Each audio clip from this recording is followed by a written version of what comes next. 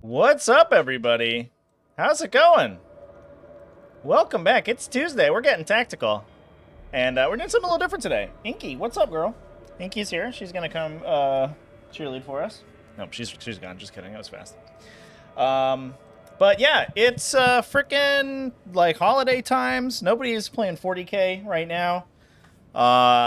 So we don't have too much to talk about. But, well, I guess we do have a little bit to talk about, you know? Most of it I've talked about in videos, but we can talk about it, you know, on the stream too. But I figured we played some Darktide. We'd hang out for a bit. I got some bevs, and we just see how long the discussion takes us. Hey! So how's it going, everybody? I wanted to get the Darktide vibe going, Nurgle Matt. You know what I mean? You know what I'm saying?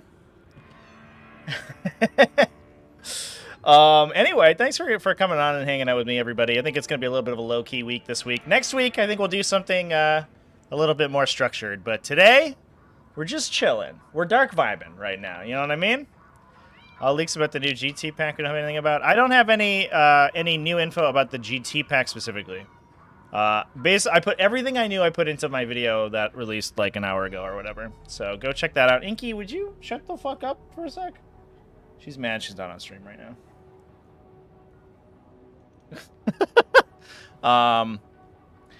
And yeah, so yeah, everything I know about the new leaks is on the video.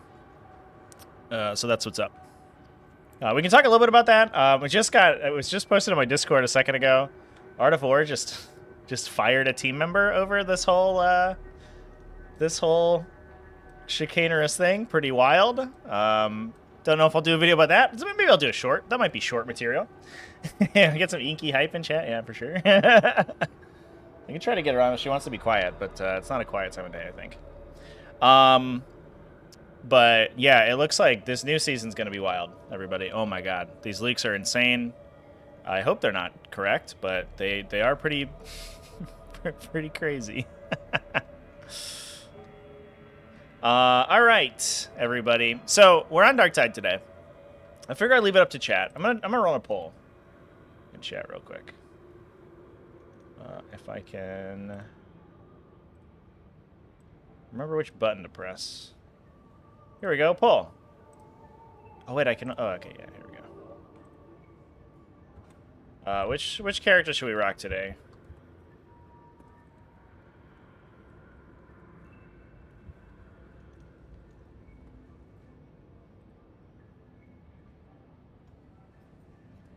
All right, there you go, chat. I put it in chat. We'll run that for a couple seconds, a little while.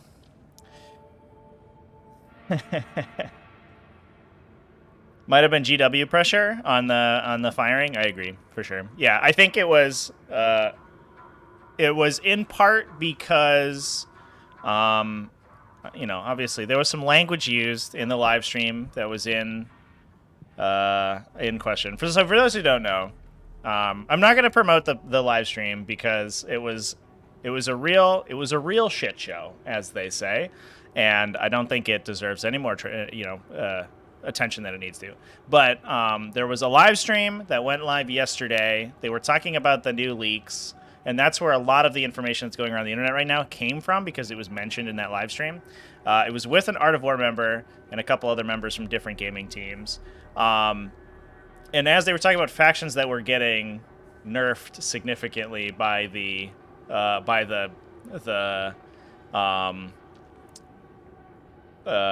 data slate, some unsavory language was used to describe what was happening to these factions, and it was real cringe. It was probably the cringiest video I've watched in a really long time, and I think that not only because of that, you know, that it's a very poor representation of the Art of War brand, and especially as Art of War wants to engage more deeply with Games Workshop. I think that you know, you want to stay away from that sort of appearance. Whereas Games Workshop is trying to, you know, obviously advertise their community, and you have this member who's acting kind of like it's, you know, not a particularly inclusive community, and that's not great. And so yeah, and then on top of that, I think the whole the whole live stream was just not very good. So on top of that, he also probably kind of tacitly like breaks NDA during the live stream as well. I mentioned at one point in the live stream, I think, that he was under NDA and couldn't say too much, and then later on in the live stream just like lets loose with a bunch of stuff, and you're like, come on, man. So I think Art of War, you know, probably doesn't want it to look that bad. Games Workshop obviously not happy that somebody broke NDA, probably wants to penalize Art of War for that as well. So I think it was just like, you know, maybe some bevs were had, some poor decisions were made, some words slipped out of the mouth, and as a result, Art of War's one team member shorter.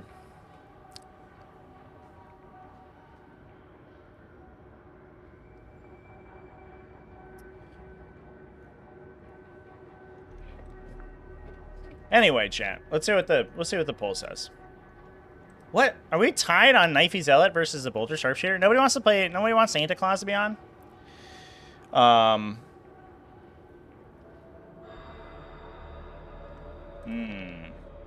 Alright, chat. We'll give it like one more second. Anybody wanna throw in a tiebreaker here?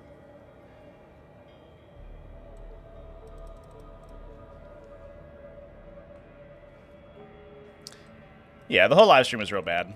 But also, I mean, all right, let's just I'll put the foot down right now, right? The kind of language that was used in that live stream is not acceptable. Full stop.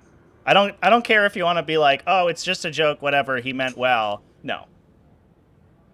We're not doing that. You know, that's not okay. And especially as a group that wants to be the forefront of the game and showcase how fun it is to be inside this gaming community, and you start using language like was used on that live stream, that is unacceptable. I mean, in any public discourse, and especially in that one. And it's just bad. All right. That's yeah. It's in poor taste, and it's not acceptable. And I'm glad that there were repercussions for it. So anyway,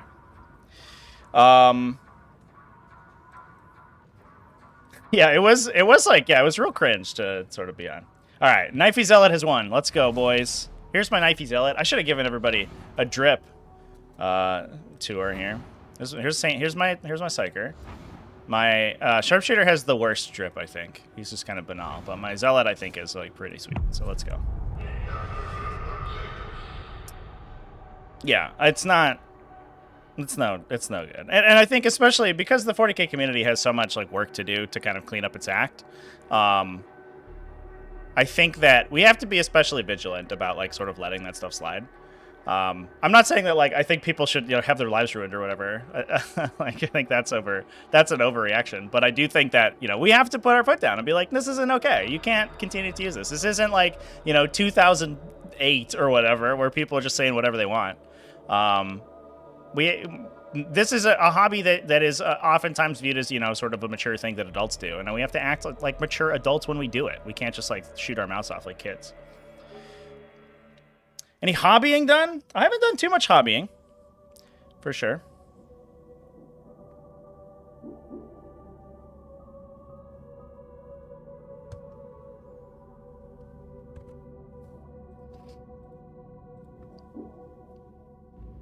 Hey, voted Knifey? Hell yeah. Let's friggin' get some games, everybody. Oh, so for those who don't know, if you haven't been part of the Darktide live streams before, so I've streamed a lot of Darktide over on Twitchies. This is my first time doing it on YouTube, so we'll see how it goes. I hope everyone enjoys it. But I've got a couple emotes. Let's go ahead and just rock a 4. So a big part of the game, and one thing I want to do, by the way, is get objective markers made out of these, which I haven't done yet, mostly out of laziness. But a big part of the game is crafting materials that you can find out in the game world. When we find them, we have a little emote. This is of the crafting materials, and we yell crafties. So we go crafties, and then they show up. Look at those friendly guys. They just want to come hang out in your inventory for a while. And then when we lose a game, we get a sad ripper. And when we win a game, we get a hype ripper. So, and then sometimes, occasionally, usually when we get collectibles, we get a hairy Dan. So if those guys fly across your screen, don't be not afraid. It's for only good things. Valdor also a knifey? Wow. We knew you were a knifey guy, Valdor. Make sure that my inventory is looking good. I need better curios on my poor zealot here. I usually play Psyker. My Psyker's all golds. He's like pretty tricked out. But my my little zealot, he's a little newer to the scene, so he doesn't have his cool equipment. But if for oh, now all right, now people started voting for the Psyker. Too late, chats. We're ending the poll. I should have ended it earlier. Sorry, everybody. But yeah, for those who aren't familiar with Darktide, we're gonna go and assault some a cultist-infested area of a hive city, and we're gonna kill a bunch of zombies, a bunch of nurgly zombies. And it's gonna be a good time. Only worth playing co-op with friends? No, I don't think though. I think it's tougher on higher levels without like voice, like VoIP without comms on. But I wouldn't say it's only worth playing co-op. Like co-op is super fun, but if you enjoy, I don't know, it can be kind of just like a fun experience, especially on lower levels, because you're just sort of doing some grinding. The poor Tyranid nerfs, yeah, for sure. Dwell in darkness. I mean, I said it in the video. I'm not convinced that these leaks are entirely accurate, especially since a lot of the leaks came with like the caveat that they were like, oh, I got an early version of the data slate rules or whatever. So some of them may be like potential changes and not the final version. All right, chat. Do some bolting.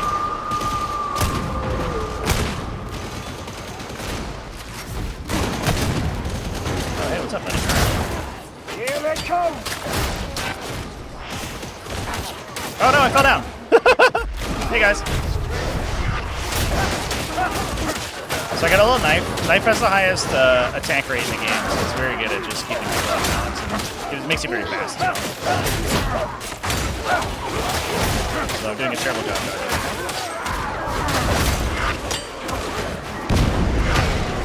Big axe guys are annoying. Ah, I'm out of fucking ammo.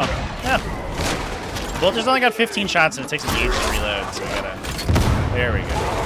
But the sound effects are so nice. That's a crafties right there. Crafties.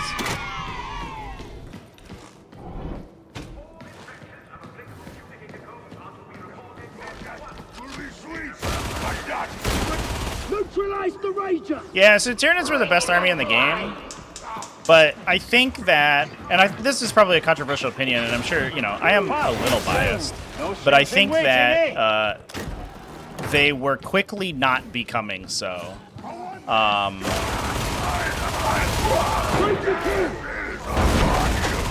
And I think that you could take a light touch with them and it would have been fine. I think what happened, instead of, you know, nerfing the faction, is you potentially make the faction literally just not viable, and that's, you know, you never want that for any faction. And I have a sneaking suspicion like that might also happen to Harlequins. I think that's just lame. It just sucks.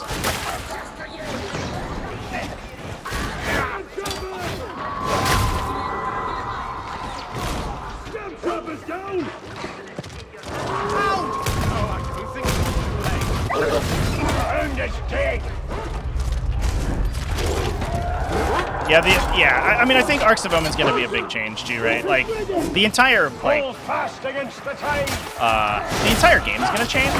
So even if these leaks are 100% accurate, you can't just be like, well, the faction just sucks now because of these changes. You're like, well, all these things went up, but those things may not have been viable in the new Codex.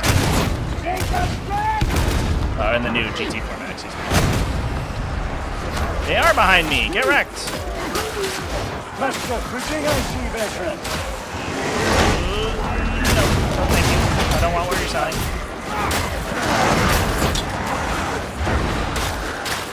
Holding my tongue sends it fast.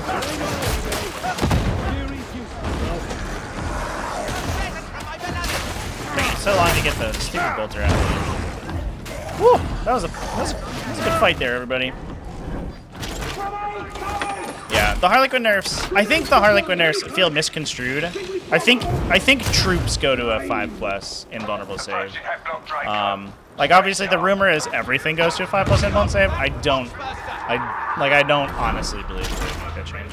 I think the real problem is like, I don't know. There's a level of trust that's built up, like with the design team or with the development team, where, like, I do think that they have been potentially a little bit too light-handed in changes so far. Okay. Hey, buddy. Ow. Can you not, please? Okay. Oh, God. There's so many guns. I don't love that.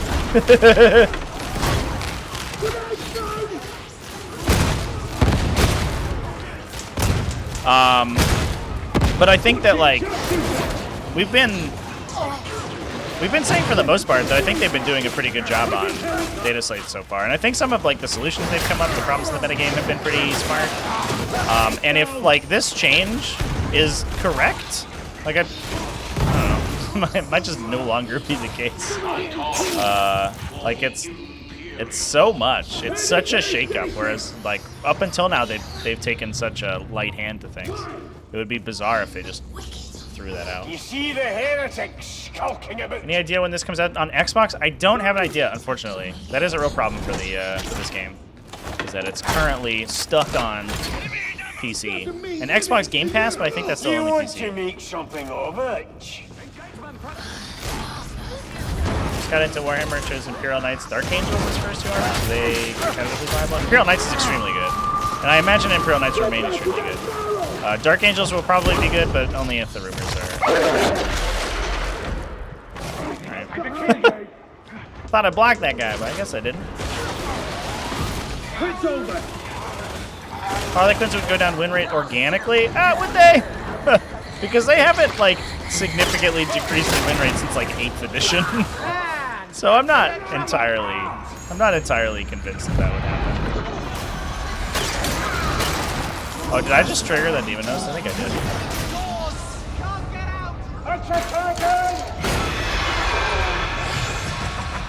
Well, no, somebody else did. Just kidding. Sorry. Well, I think we're gonna die here. So the Demon Nose comes in. It's like a witch from Left 4 Dead. If you wake it up and then startle it, it attacks whoever woke it up. And then it will kill one other player, and then it will disappear. So we're just going to be down 2 people, basically, for a little while. We can rescue them. Go away. I'm just going to corrupt you.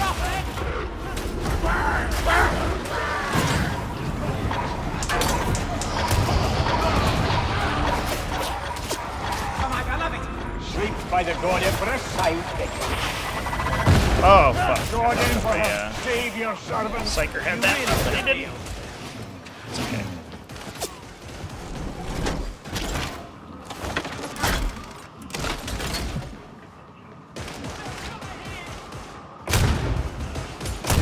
Yeah, the bugs aren't like... I think that the I will, I don't know, apologize a little bit for the game about bugs, because there's not the worst. They're generally not, you know, sort of game-breaking issues. It does have a problem with crashing, but the infrastructure around rejoining crash games is so robust that it actually doesn't really impact gameplay that much. And some of the bugs are just, like, silly. Plus, the fact that it's a cooperative game means that, like, there's less skin off your back if you get hit by a bug. I'm not going to say there's no bugs, but I think if you're playing, like, at a... not constantly, then you don't actually encounter them very often. Hey, buddy. Need bolt gun! Blam, blam, blam, blam, blam.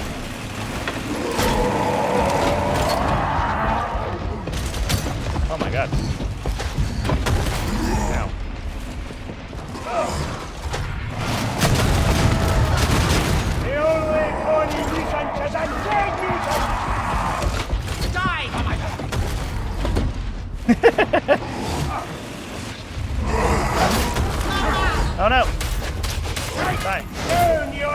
So the weird thing about mutants is that this knife is actually like the best weapon against them. Okay.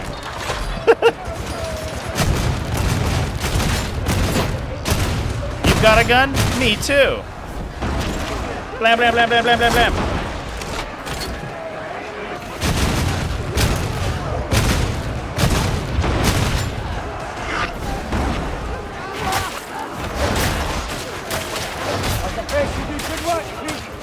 Yeah, I think there is like a hardware component to the crashes for sure, chat.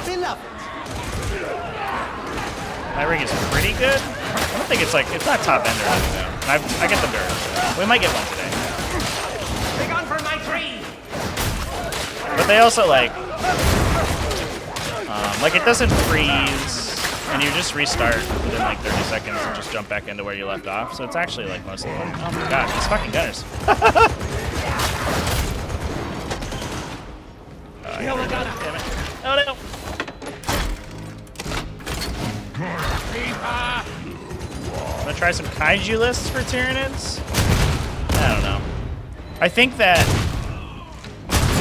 kaiju, like big monsters, probably become good for Tyranids. If the leaks are correct, though, I think. Yeah, I'm not sure that there is a Tyranid that's particularly viable, but who knows? Oh my god, Emperor's name!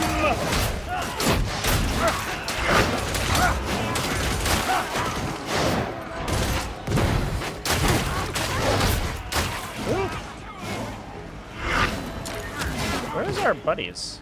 Oh, they're up above us. Healing. We should go save them.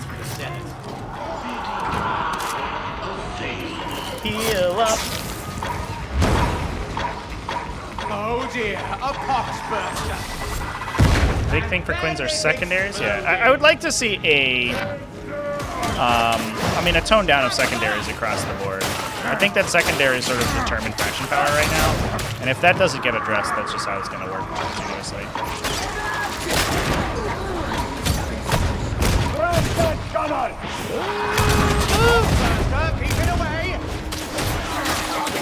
Man, I just feel I'm already getting beat up again. Sad. Turbogun plus Gon spam is number one Tyranid list. Yeah, probably not even. Like, I think it will be number one Tyranid list, which sucks because that list is like annoying and boring and not very good. But I don't think it's going to be like good. It's especially because there's nothing behind it now. Like previously, if the points values are correct, down to the bomb. That sucks. Previously, if they...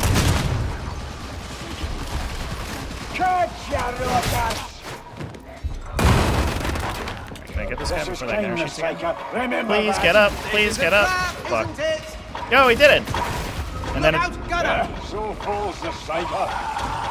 he just ran into that gunshot and then died again. Incredible. Nah.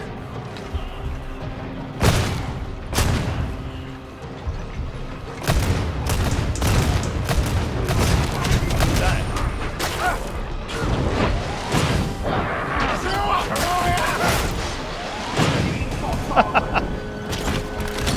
Nope. Almost got there, Chad. But yeah, I don't know. I think the Turbogon plus Gaunt's is it's like too hard counterable, and you're gonna run into. I think the Arcs of Omen Detachment is probably gonna create this meta where you like skew really hard into things, and I don't think skewing into T3 bodies is particularly strong. When you're dealing with like, you know, Astrobilitarum blast weapons or whatever, like you just get board swept too easily, and then the Turbogun dies and then you lose. And then the previous version, like you would use the Gaunts, even if they died, it wouldn't matter so much because you'd use them to buy time for the actual hitters. So you'd have the Hive Tyrants jumping around, you'd have Zone Thropes floating around in the back, and you would just sort of pour damage into the middle. And the Gaunts would kind of keep your opponent off that stuff for a turn or two until you could kind of get the attrition advantage. But if you can't afford to take that, and if your Hive Tyrants can't interact with the game because you can't overrun them, then, you know, you're not doing anything at that point. So I think, I don't know, you know, it depends. There's so much that we need to know before we make any sort of concrete observations about the new codex, but it will. I think regardless, it's gonna get nerfed somehow for sure. Oh, is this canceling out? Oh no, I just hit E again by accident. And I think that that's fine. I think Tyranids they do deserve a nerf. I thought it was gonna be. There were points changes rumored. The much more reasonable rumors that I heard were that like Tyrant Guard were getting a uptick. So like you could still play the like a significant increase, like 30 or 40 points per unit. So you could still play the thing, but if you wanted to play like the untargetable tyrants, you'd have to spend a lot more points for the unit that's enabling it.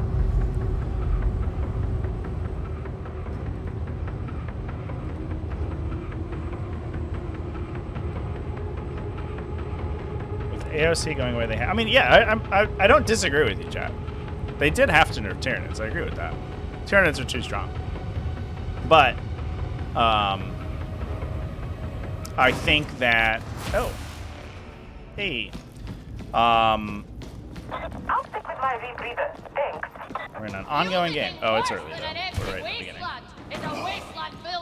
But I think, I mean, they've done a pretty good job, I think, of nerfing things in increments, and this is, like, too much of an increment if it's correct. But again, I don't think it's accurate. And for that reason, plus a lot, like a lot of the things I talked about in my video, I don't have to like reiterate. A lot of the things that are rumored like don't make mechanical sense. They don't fit with like the previous design philosophy. There's an Inky over here.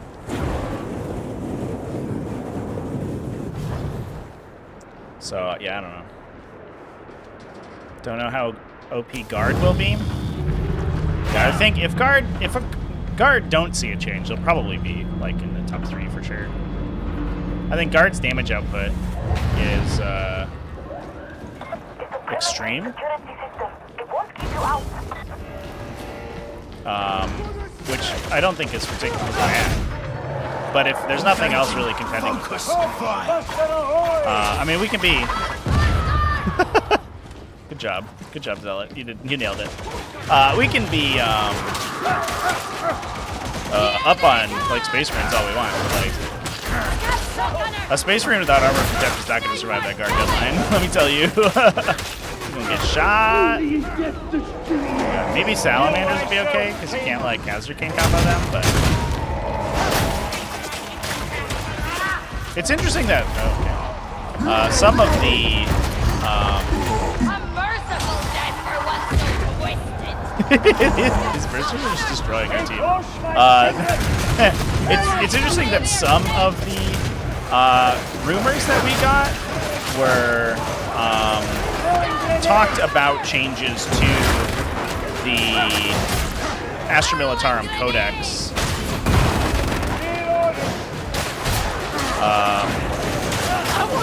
Sort of changes to it, like almost before its official release, because it would come out in the data slate for it. But I think specifically like to the Caster King combo and stuff like that. Oh no! Let me reload my gun. Too late. Sorry, Maximilian. He just ran away. Deep Psyker, prove yourself. This is a trick, isn't it? Yeah, we talked a little bit about the art of war firing. Oh, is the game too loud, chat? I will turn it down.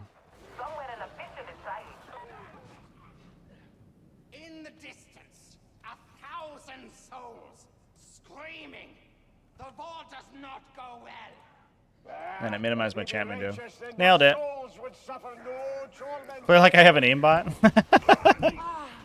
If only. Aimbot would make this bolter much better.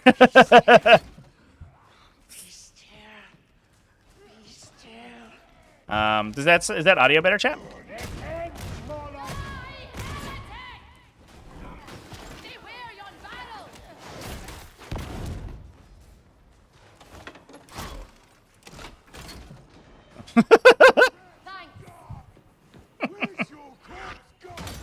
Damn you. Could use some ammunition.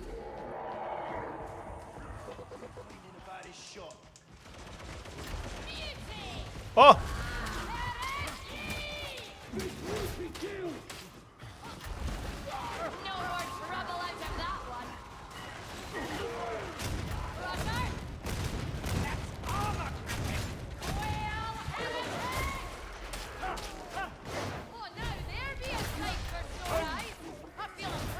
Get off of him, doggy. Cool. Sorry about that, chat. I must have my audio settings, my desktop audio settings a little bit different than I normally do. Woo.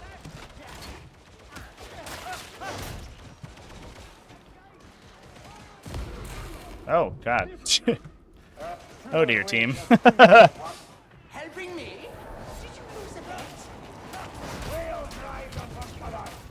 Appreciate this flamethrower. Thank you. Oh, did he hit me? What? Oh, that guy hit me. Okay. I didn't even see him over there. Good kill, team. Good kill.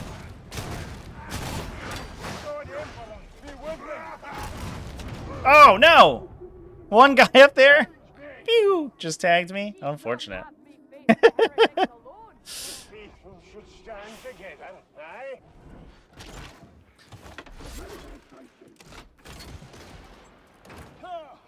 So I wonder if we will see. I wonder, like, you know, if there are any changes, assuming that the leaks are accurate, that aren't included in those leaks for separate factions. And also, I think like secondary objective change is going to be huge. Die, die! I have a tiny knife. Ooh. Stop shooting me! Stop shooting me! Stop shooting me! Fuck me.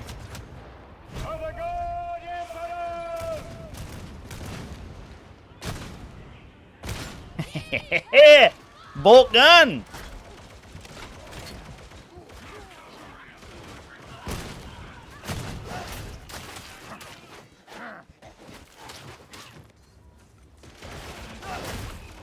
But, I guess, like, to that point, the latest round of leaks that we're talking about are not all of the leaks that we've seen for this upcoming data slate. But I think that part of the thing that is kind of muddying the waters is the fact that this data slate is so like anticipated that so many people are like theorizing things about it. So I think that there's like a lot of mixed messaging.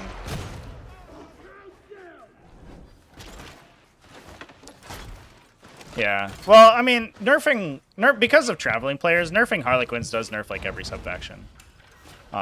You know, Ynnari take Harlequins, Drukhari take Harlequins, regular Craft World sometimes take Harlequins. Not quite as often outside Ynnari, but it does happen. Short version of points changes? I've made a video about it, chat. Just go look on the channel. The last video I uploaded, it was earlier today. I'm not going to go through the whole thing here, but you can watch that. Oh my god. That was so many spawns. Jesus.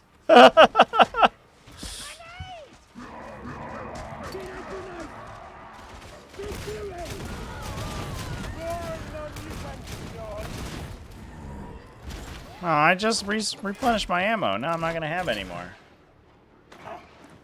Way to not lag in this game? I don't know.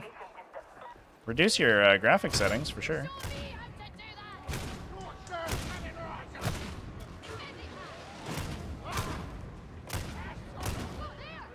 The flamers are like kind of immune to bolter shots, which is unfortunate.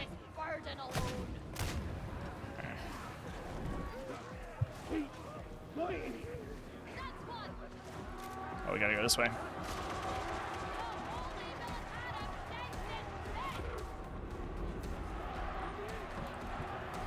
Wait, somebody died? Well, at least they're busy swarming that guy's body.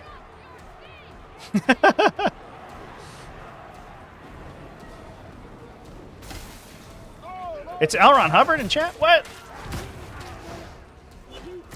Oh my god. Oh, he hit me? Fuck you. Winds of send.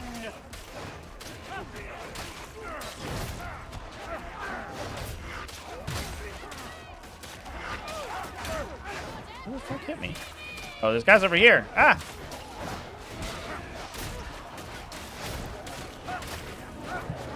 I swear, on these higher difficulties, these snipers get, like, unerringly accurate. They're so dangerous.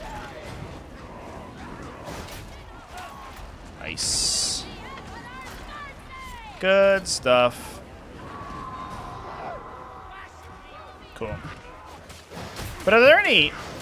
So we've talked about the changes to the data slate and points, but does anybody have anything that they're... Oh, okay.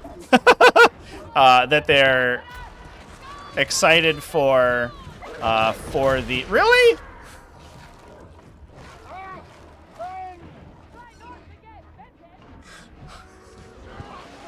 I can't finish a thought, chat. The dogs won't let me.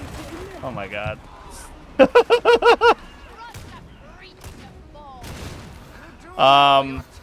Does anyone have anything they're excited for in the GT document specifically? Oh my god. Didn't get dogged that time, thank god. Oh, we gotta get another thing. So, I know, you know, people are excited about secondaries for sure. I think new secondaries are gonna like breathe huge life into the game. I also think that there's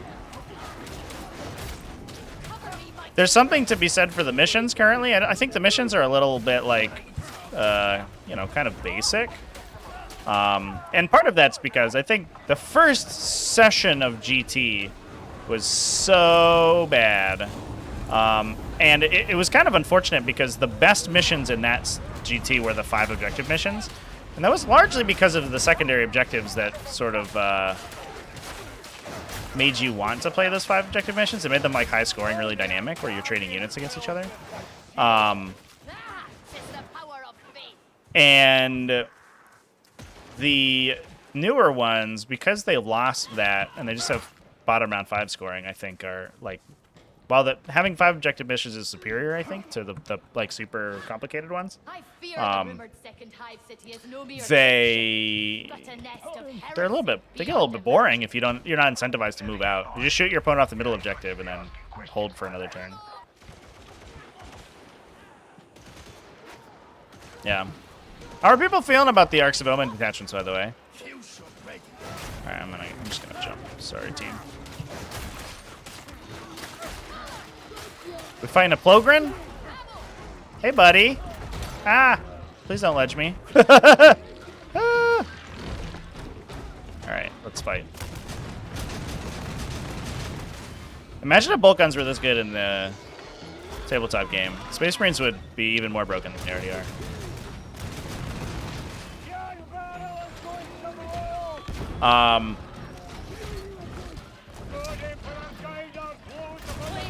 But I think, like, I mean, the interesting thing that I'm kind of excited to see, especially like at a local level, is the Arcs of Omen detachment kind of opening up list building in a big way. And he didn't die.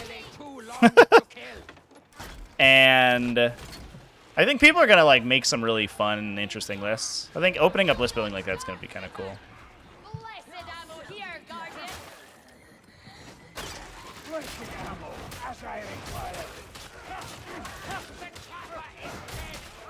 Yeah, better. Yeah, I agree with you.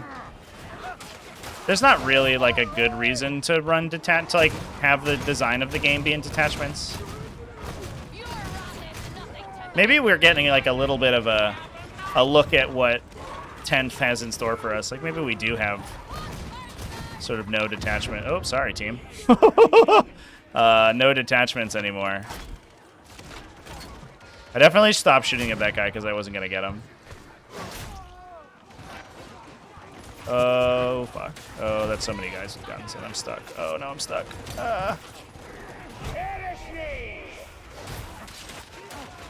Heresy! So that ability gets me back a bunch of my hit points. So I can kind of use it as a get out jail free card, but it also charges and buffs my melee attack too. Actually, being able to run in Astraeus, yeah. Must be nice having crafties. Having good super heavies.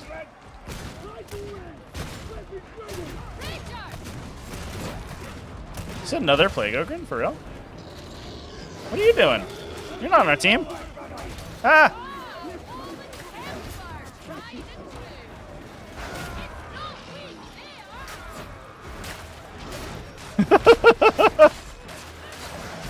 Well, at least these poxwalkers are getting in the in the way of the Plague Ogre getting to me.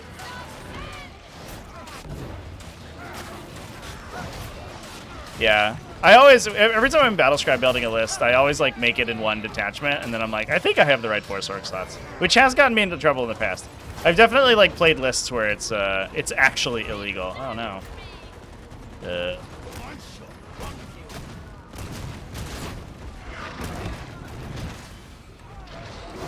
Woo! Where did our guy go down?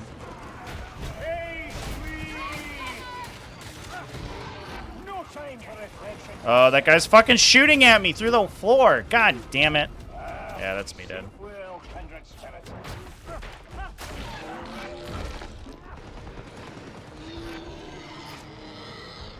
Oh. Damn. I thought I could make that one.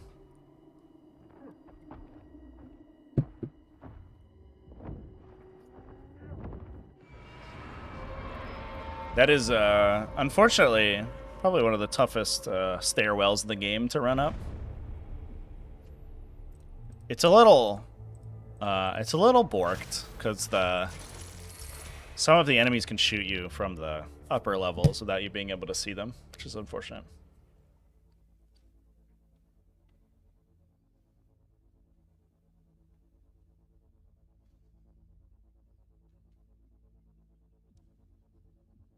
Got a Hierophant? Yeah. A model that can't physically be placed on a like a competitive table.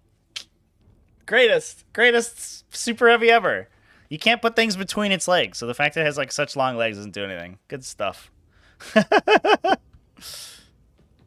Yeah, existing list getting a ton of CP is a big deal for sure, chat.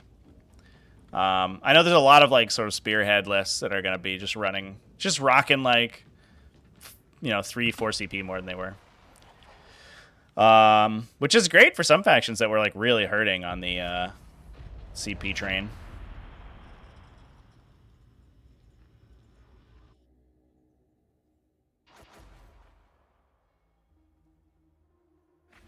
Could be the guy playing with 4 extra units that weren't in his list running 2,400 points.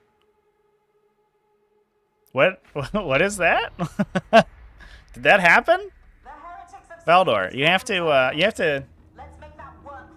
to explain that. Access the station's auto-scheduler, and you can redirect a train and its arch-heretic passenger. That passenger is vital to the enemy's battle plans. Take them out. Hope for AdMech? Yeah, I hope AdMech gets something. AdMech's so weird. I hope AdMech ends up with, like, balanced lists. AdMech is, like... It's, like, less interesting Tau in a lot of ways, where it just ends up with these just, like, hyper range skews. And it's not great. I do think the Sicarian list is probably, like, the best thing that's happened to AdMech in a while.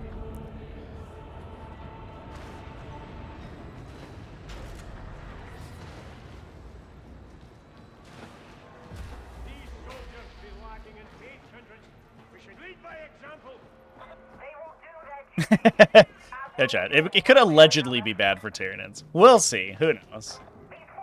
I'm getting hundreds of times my daily sodium intake with all the salt I'm consuming. He's running 2 squads of each, maybe 3. Nobody noticed until he was 4-0. What is this guy playing? Is this shotgun? Are we playing shoddy right now? That's cool.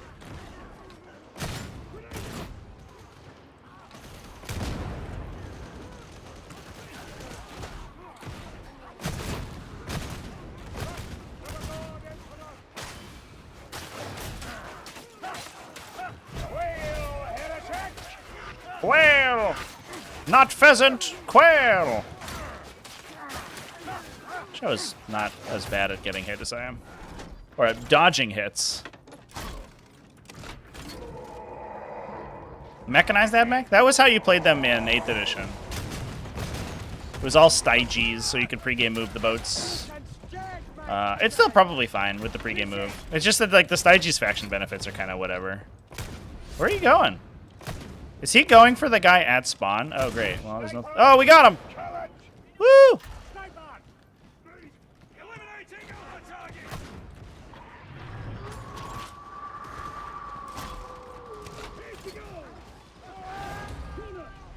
Oh, really? That guy immediately ledged himself? These teams, chat, I swear. Stop charging me. I got stuff to do. Oh, he fell! So we have one AFK guy. One guy just killed himself. Incredible. Oh, the AFK guy's coming. They're coming.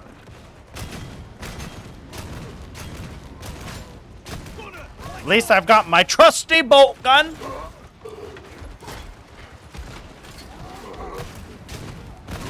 Yeah, I feel for everyone who gets me after lunch break at an event. That's always the one. If anybody has a problem with their list that I play against, I will notice after lunch break because I always like... I have like 40 minutes to just look at my opponent's, like stare daggers at my opponent's list before the next round. So if there's anything wrong with it, I'll get them.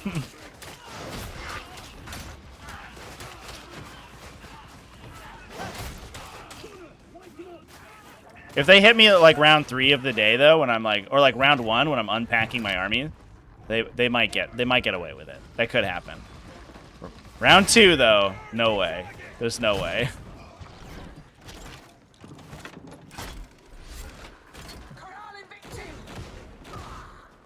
This does have a lot of like Kill Team Octarius energy for sure, chat. We might as well be just like dropping whatever they were, like demolition charges.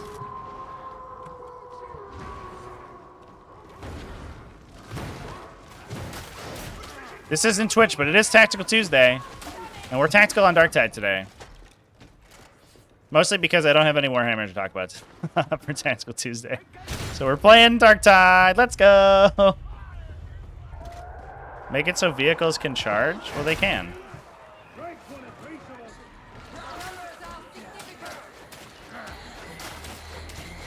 Hey, Trapper. Please don't hit me. Yay. Thank you. All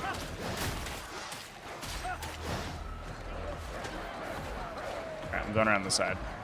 Flanking maneuver. The master flank.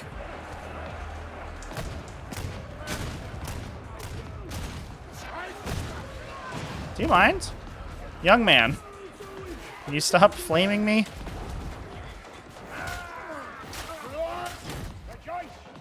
Oh, I touched the fire. No! With bonuses to charge for being a vehicle? Eh. I'm gonna need. Do you need ammo? I think that it's fine as it is. I do think, like... Yeah, I think it's fine. You could maybe construct a system where vehicles can, like, fall back and charge. But they can shoot into melee now. I think that's okay. I actually really like that vehicles are just treated as normal units. Because the days when it was, like, you had 2 separate games going on between, like, vehicles and infantry was, like, really obnoxious.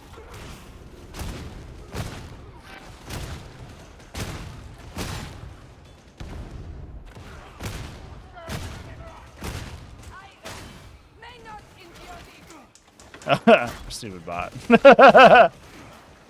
So one player left because they ledged themselves. They left out of shame, I think. And they got replaced by a robot. It was significantly less good. But you can drop into ongoing games, so we may get another human player later. Oh no, Yvette! She's like, I never should have left the spawn point. I knew that was wrong. Oh my god.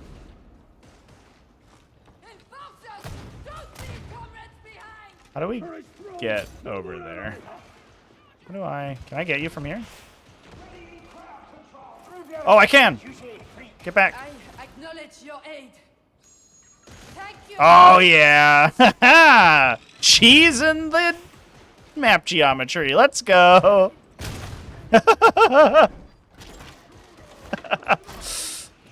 Oh, they said it in chat, too. That's good. Yeah, I think the real problem with vehicles currently is for sure the moving through buildings problem. Like, it's... 40k has this real issue with... I don't know, I don't know, like, what you could do to sort of repair the problem. Oh, hi, everyone. But they have this problem where the only things that, like, protect you from shooting... You have to be protected from shooting, otherwise you die. The only things that protect you from shooting are buildings, which you also can't move through. And I think... Oh, my God. I took so much damage there. Holy shit.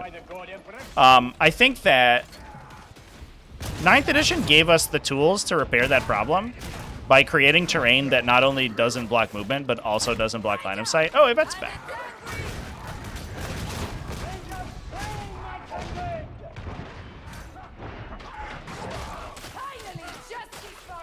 Woo! That was tough. But no one ever used that. And that was like... It kind of felt like... They were just like, hey, we can fix all your problems with, like, 40k's terrain and movement system. We just won't. Like, we'll give you the tools to do that. You just won't use it. And it's like... Why? Why won't we do it? I think I'm just gonna burn this thing. You don't need to have heard the rumors to see that. Probably Grendel's grooming him. That's why he's running this up with so little oversight. Alright, nobody's doing this. Alright, here's what I'm gonna do. I'm gonna use this. I'm gonna get all my bolt gun rounds back, and then I'm gonna grab that. Make terrain and have wounds. Oh, this becomes a problem with the cleanliness of gameplay if you can remove terrain. Like, it's whatever if you can... oh, this robot's, like, stuck. Robot. Robot. Robot, no! Oh, okay. We're just gonna leave him. Cool. Yay, they just teleport.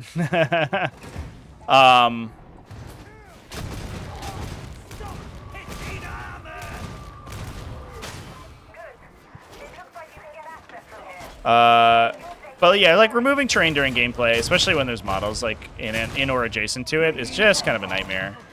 I think that, like... I don't know, I made a whole video about it. You can just watch that video. I think... Oh, that's not good. Yeah, that's gonna kill me, I think. That grenade was really bad for me.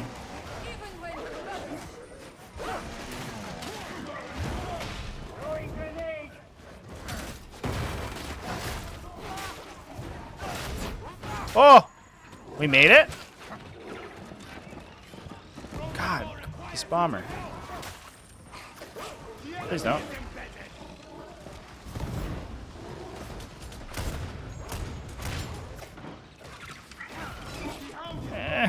I took so much damage.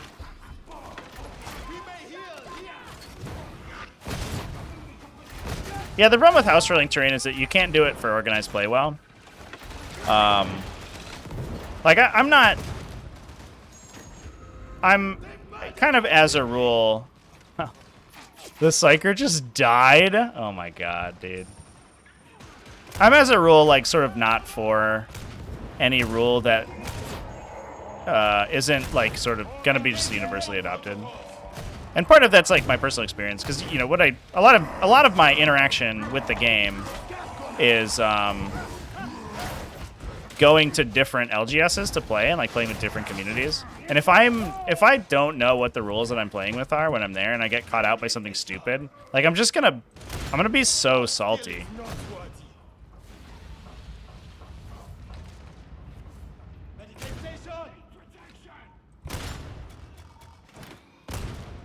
Oh my god.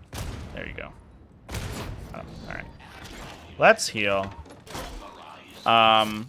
I had a good example from a recent tournament where I went to, like, they at one point, you know, they had a house rule that they played with line of sight blocking terrain, line of sight blocking first floors, but in like a weird way, that was kind of inconsistent, and I got caught out with it. Like at my first game, I played the rule normally, as you should, and like my opponent and I both had a great game. The next game, or then like the finals game, I was in the finals of the event, and my opponent like came out with this, like, they were like, oh, at this place they play this house rule where these walls are line of sight blocking or whatever, and the judge agreed with them, and I was like, okay, well, fair enough. I guess I didn't know that, but that's fine. And then on the last turn of the game, I went to use that to my advantage, and it was suddenly like the rule suddenly worked differently. You know what I mean? Oh, you can't do that. It's this other way. I think basically I was trying to use a true line of sight blocking wall to block my own line of sight for a smite, which is something similar to what my opponent had done earlier. And the judge ruled against me that time. But I couldn't, there's no like literature I can point to like how it's actually supposed to work, because they just house ruled it. And I think that's kind of unacceptable for a competitive event. So I think that you should just always play the rules out of the rulebook, so that there's consistency. And that's what I have to say about that.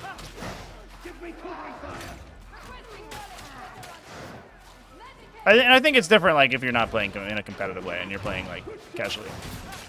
Because I think you can, you know, you have a lot more leeway casually than you do if you're trying to play a tournament and trying to do, like, funky stuff. But I ended up getting, like, very uncomfortable. I sort of had this experience yesterday, actually. I went with a friend who I hadn't seen in a while. We went to play some Star Wars Armada, which is one of my favorite miniature games, but we play very casually. And it's been like a year since I played last, and a lot of rules have changed because they go through FAQs occasionally, and some new stuff had come out. And there was like a weird interaction that I just didn't know that I learned, and I was like, well, that's kind of annoying, because I wasn't able to like place optimally to take advantage of my model's abilities. Didn't end up mattering in the long run, but I was just like, oh, kind of frustrating.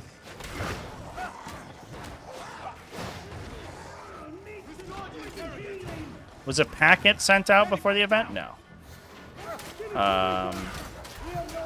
There was no literature beforehand.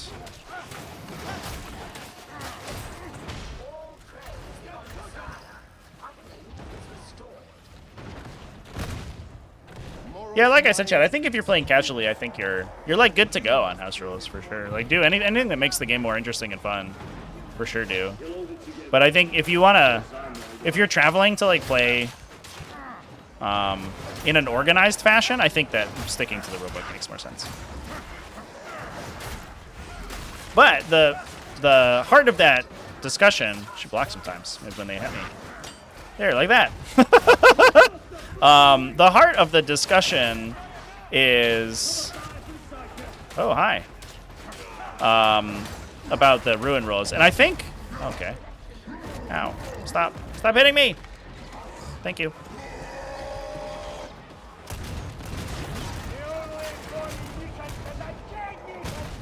That guy's so racist. I think that I did a video on ruin rules using sort of transport embarkation, and I stick by that. I think that would be the best way to do. Oh, dodged him. Oh, Yvette's back. I think that is a good way to like make attacking buildings possible and useful, but then also using like the same mechanics to clean up the fortifications in the game. Ah, man, thought I had him.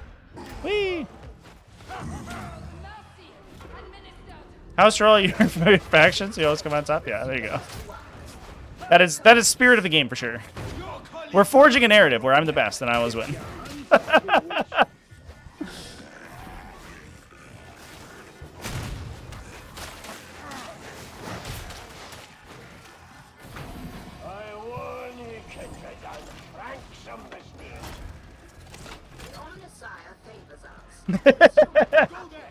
In Malal. So we stick in this corner because the enemies don't spawn out of this door here. Almost all the other corners, they have spawns they come out of in those big fights. So if you try to hold up in one of them, they can jump out at you. But there, they can't get you. You're safe. Crafties.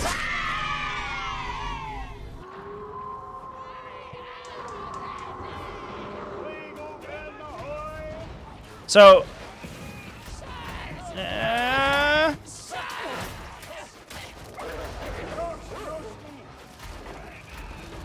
2 dogs. Oh, you didn't die. Okay, gotta take care of you. Oh. No! Damn it! All right, Plague Ogre, I need you to hit the dog off me. Oh no, I'm just gonna get murdered by this Plague Ogre.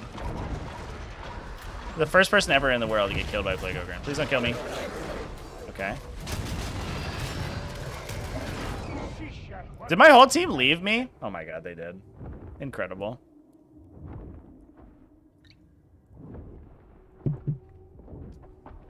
Good job, team. You're the best.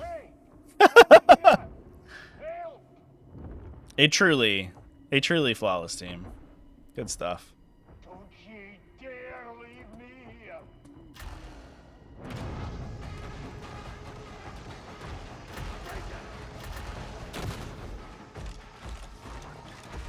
I'll make him feel bad. We'll throw some guilt in there, chat.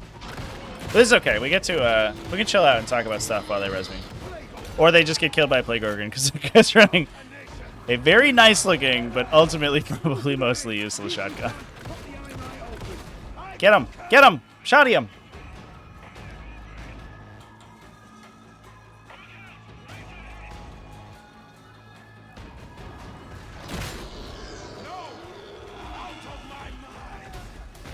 Whee!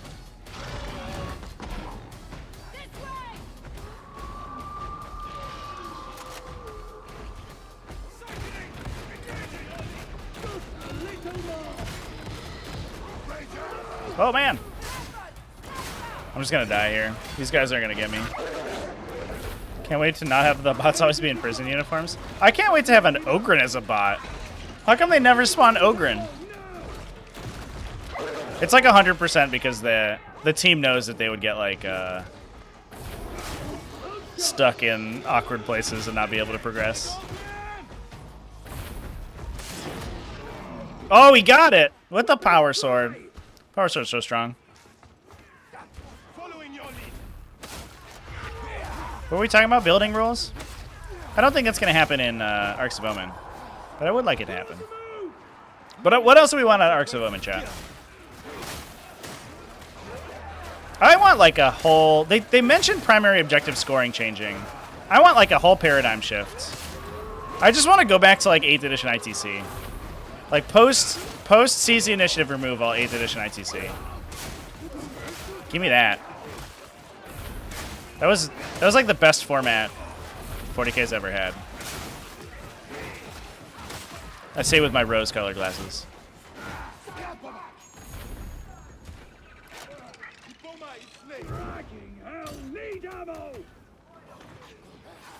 Do they always get in the way? They always hang behind me. But I just think like the bots, they're programming like instructs them to res as soon as you go down so often. I feel like I just want them to if they were an Ogryn, they would just be so much better at it.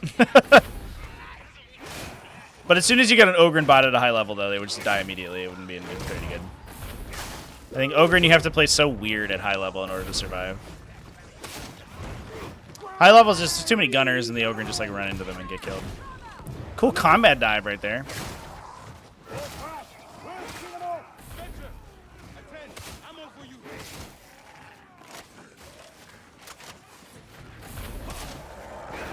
Do you think they're trying to avoid the thing that something happened in? Okay, just nailed that guy. In Halo Infinite, I think, where the bots would sometimes spawn with unreleased pieces of cosmetic items, because they had them as like just randomly generate cosmetics, which is which is so funny. And given that they just leaked a bunch of cosmetics for this game, I wonder if that's like they're trying to avoid that.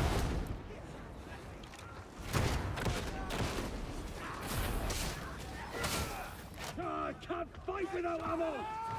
Indeed. Shotgun's super fun. Hey, they're getting me up. Thank you. You got a thank you. Thanks! Good Emperor provides!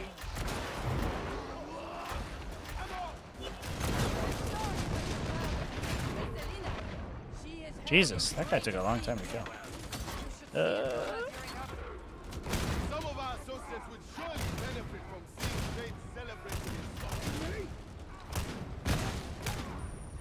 I lost my footing. You've enjoyed what? I'm sure. Don't touch me, Doctor! Good Emperor, be with me! Yeah, this is not hardcover. I should probably not hide behind that. Bomber neutralized. Need some damn medicine! Blast them out! I need ammo! Huh? Huh? That should stop those grenades! And a good strike.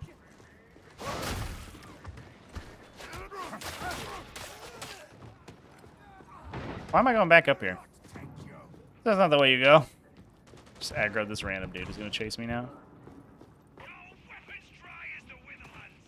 Alright, let's go. There is a station in here, which I'm gonna use because I almost died. Did somebody pick up a fucking grimoire? They did. God damn it! So the evil book's gonna hurt us as we go, until the game's over, or we lose that person.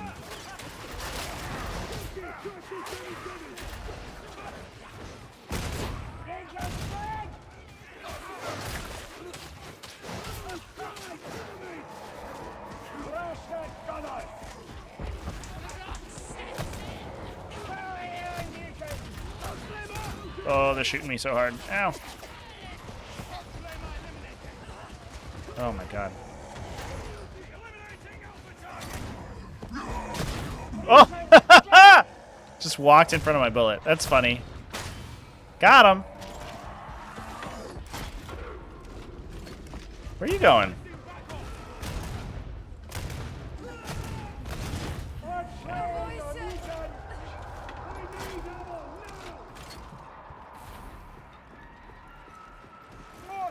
Let's get our buddy up over here.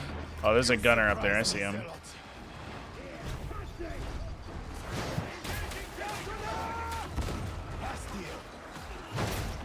Crafties. Nice.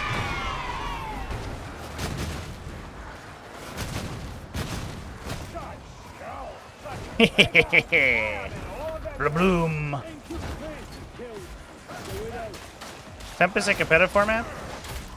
I think it would be cool if I'm like a sucker for like player controlled mission objectives. I think it would be cool if you could like draft Tempest cards into your army list. Oh, I just dropped. I thought these guys were coming.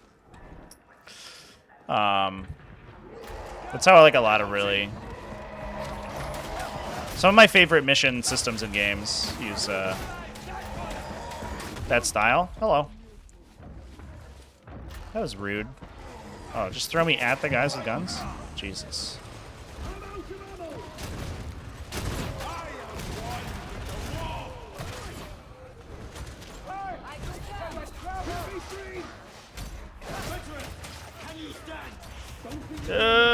Those gunners do so much damage. Ouch. So I think that'd be cool. One thing to look at, if you've never looked at it, you should look at the, if you want to see like really cool mission structures in tabletop games, look at the Star Wars Legion mission system. It's a little outdated, or like the missions are a little outdated. And I think they like suffer from the fact that most of the mission cards were printed when the game came out and haven't really been updated. So like it's in need of a retool, but it's so cool. The core concept is really sick.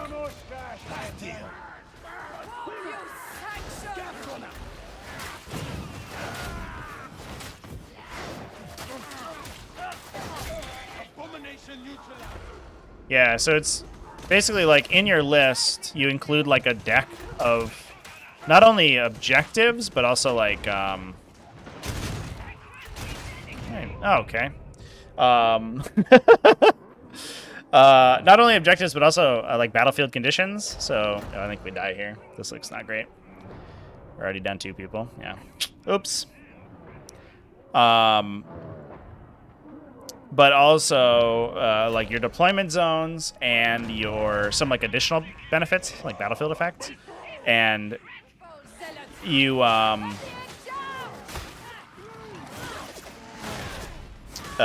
you draft them before the mission starts. So like you and your opponent go through drafting them, and I think that's like so sick. So you end up getting like a pretty wide variety of like interesting scenarios that it creates.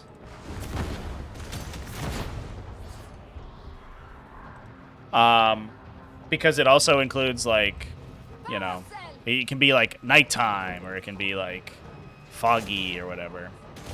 What is this person doing? You're about to get mutinied, buddy. Don't brain burst them. Oh, whoa, they missed. That was really nice. This is rechargeable. All right. Good job, Psyker.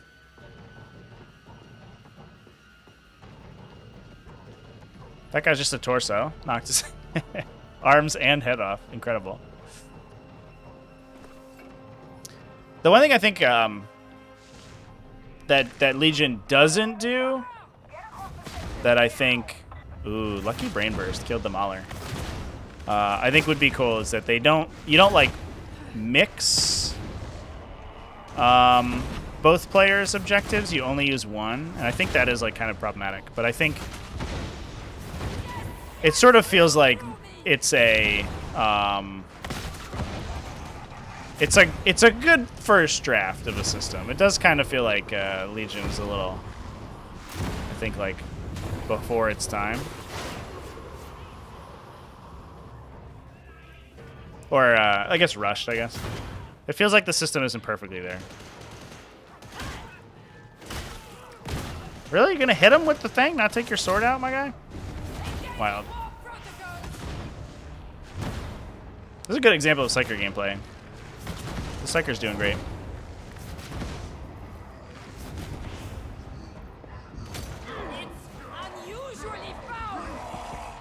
Nope. Oh, that combo was so brutal! Oh my god.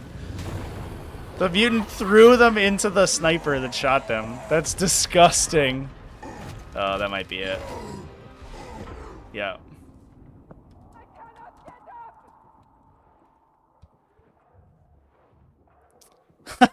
That was wild. Oh my god. Almost got there. If they gotten through that mutant and didn't get hit by the sniper, they would have gotten us all up. Close game. Should we stick on this class, chat? What are we feeling?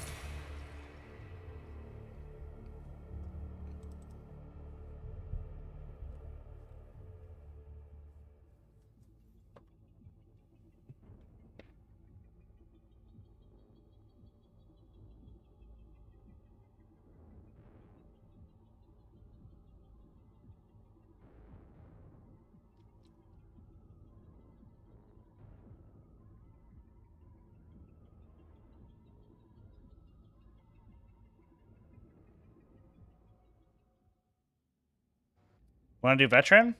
All right, we'll switch to veteran. We're having no luck with Zealot. Although to be fair, I think I played veteran like most of my games yesterday. I think I'm just playing Zealot like a veteran, which is not problematic.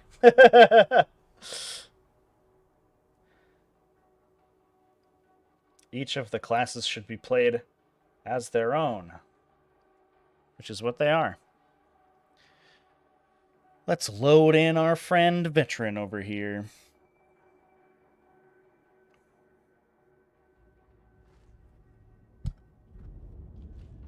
I also hope those rumors don't come true, chat. This is excellent.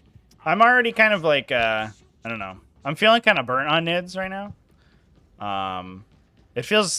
The faction feels like real. It feels real bad going into like real good faction secondaries.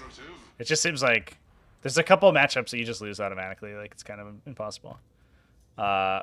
Which is whatever, but it just kind of feels bad. And then if all the points go up on top of that, I'll just be like, well, oh well. But so much is gonna change that I think it's too early dooming and glooming about stuff.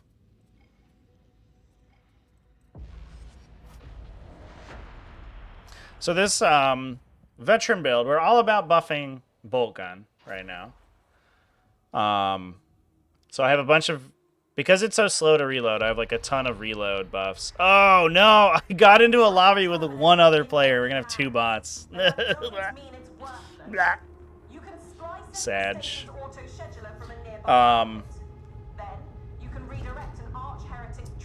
So yeah, I have as many like sort of buffs to reload my gun as I can. Is the long story short of it.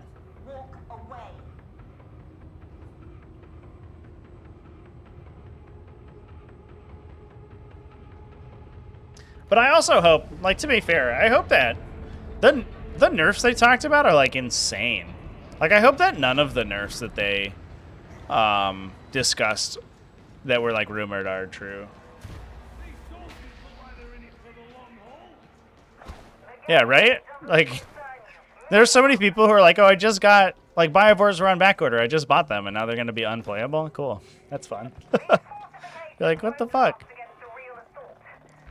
Biovores might be, like, fringe playable if they didn't suffer the indirect fire penalty, but the fact that they do is, like, kind of ludicrous. Weapons up! Stay sharp! We got the ring!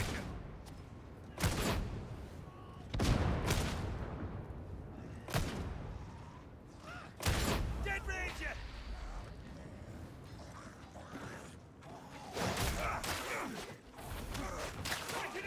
Engaging! A knock at your door? It's the postman with all your Biovores? Oh, it's Acadia Stance box. Hey.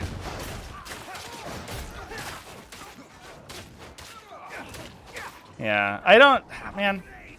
That's like one of my least favorite parts about 40k is just like, just the faction hopping, right? It doesn't feel like you can main a faction because like everything changes so often, which is like really shitty. Like, I don't know if I've had that experience in any other miniature game that like, they're factionated, but like only in as much as their faction like hasn't been nerfed yet, which is, it's like crappy. Like, you want to have something playable in every faction, but 40k there's just not something sometimes. And like switching stuff to play something new or whatever is one thing, but like I don't love faction hopping. Like, I just don't enjoy doing it as much as playing one thing until I'm like comfortable with it. And it, like 40k is just sort of antagonistic to that style of play. What blew up down there? Oh, maybe the Ogre grenade launcher.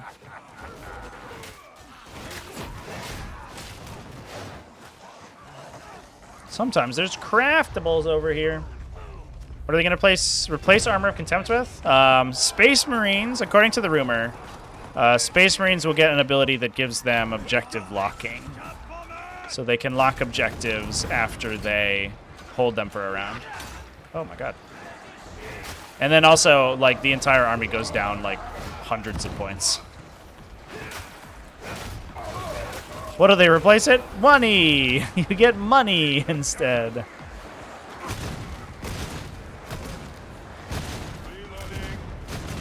Look at all these poxwhackers.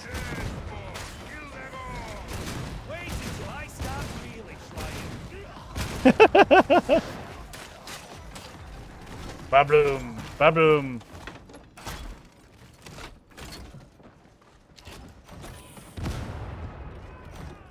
Yeah, well, to own a faction like through updates for sure, but there's definitely, oh my god, okay, there's definitely formats in which a faction is like basically non-existent, right?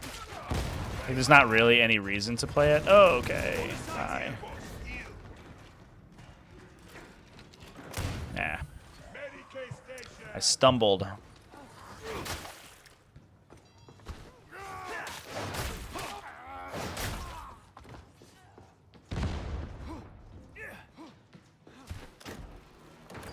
Nice ammo box for my bolt gun.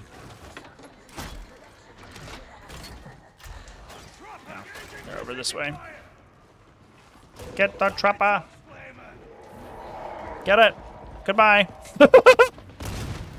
No, you don't. What? Did you see that mutant spin around? Oh my god. Yeah, you have to 3D print, I think, for sure. If you're not like part of a team, like a team house that owns all the armies and like has, you know, agreements with distributors or whatever, like, you know, marketing agreements, I think you just kind of have to 3D print, which I think is fine. Like, especially at a local level. Like, if that's just how the game is, it's just how the game is. And if people want to get shitty about it, like, go fuck yourself. But that's like from a modeling perspective. Like, I don't know. I don't like having to relearn gameplay. Is my thing. I'm kind of set in my ways. Once I learn a style, I don't want to unlearn it. And like, I'm not great at changing. There's some crafties, which is a personal problem, I think. But I do enjoy having one, you know, having one army, having one list that I can like really practice until I'm really good at it. Sky, okay. And that's over and above having to buy models for an army. That's just like very difficult with 40k. I keep hearing whispers of a second hive city out there in the wastes. Anything in there? Never you mind. Ah! It ain't good to be asking questions like that.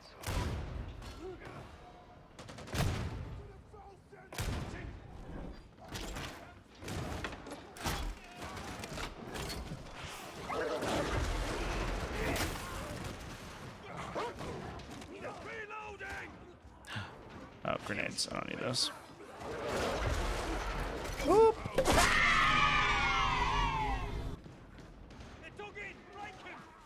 Stairs, over here. Precision fire underway. What is this team and crafties? Your team doesn't pick up crafties enough. You gotta get those crafties. That's what it's all about.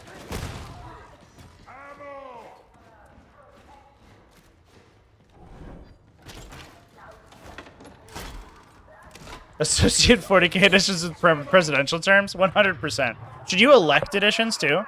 So they should like they should publish 2 books, and then depending on which party wins the wins the election, you that's the edition that comes out. They're like, this one has new terrain rules and an emphasis on urban combat, and this one has true line of sight. And you're like, okay. Well, I sure hope that urban combat president wins. Focus. Fire. Come on. We've gotten significantly easier enemy spawns this run through.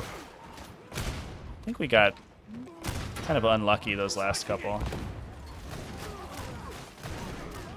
Craftios, part of a balanced breakfast, for sure.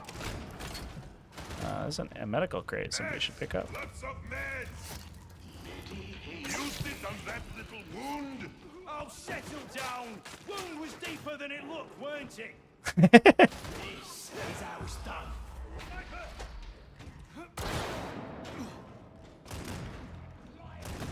Oh yeah, Forge World resin? Forge World resin's even worse because it's also like usually kind of low quality too. It's like it's like so bad.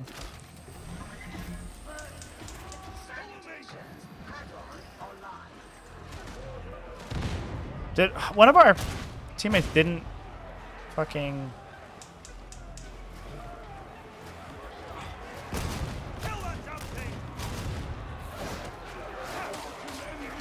this Gerald over here didn't heal on the Medicaid. Or maybe he did and he just got shit on as soon as he dropped down. Which is sort of equally embarrassing, so you know. Whichever he wants. Ooh, ooh.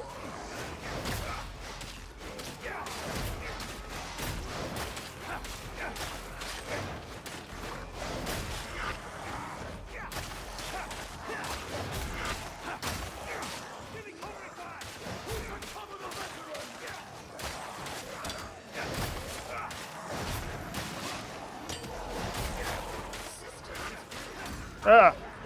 Ah! These tiny zombies, they're beating me in the duel.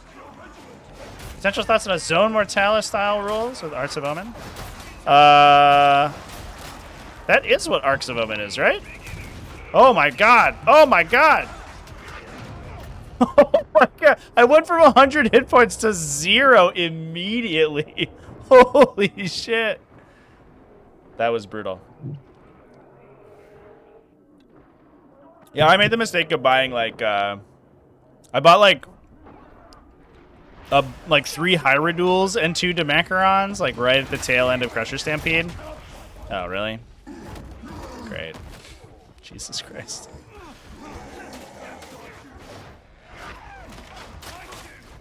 Fix the data interrogator. Trapper's day! Hmm. Engaging critical target!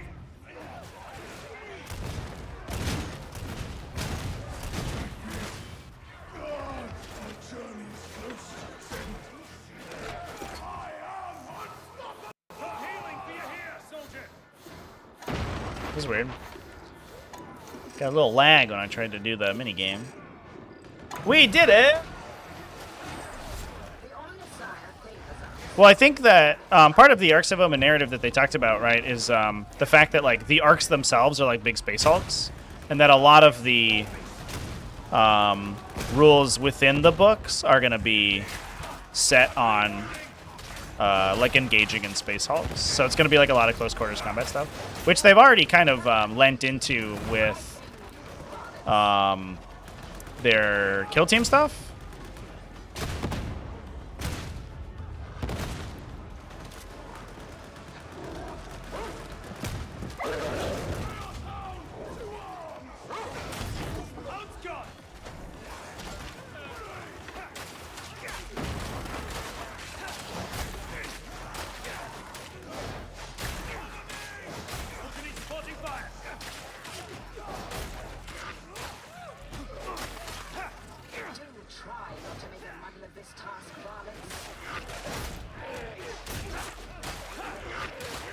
Dr. Rhino never getting Forge World. That is a bold claim, my man.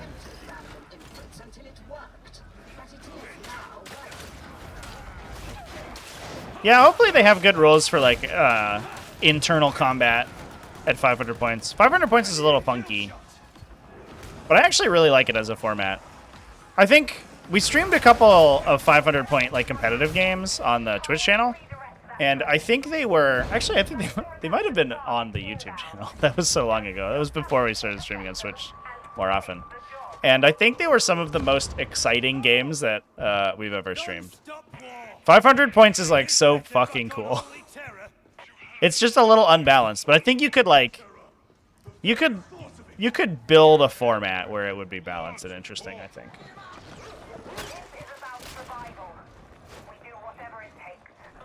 Yeah, not many second prizes on the battlefield if you follow.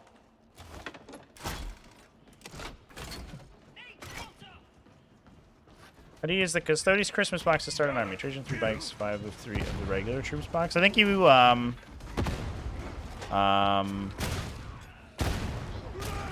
how much do you like Forge World, I guess? I think you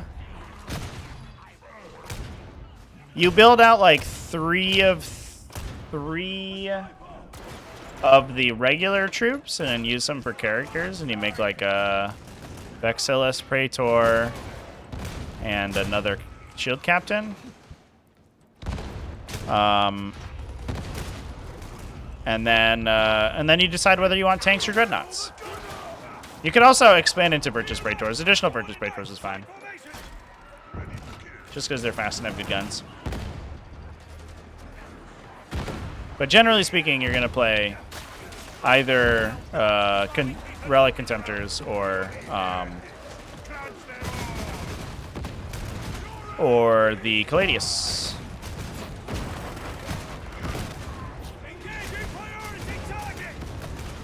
Bolter Rampage! Let's go!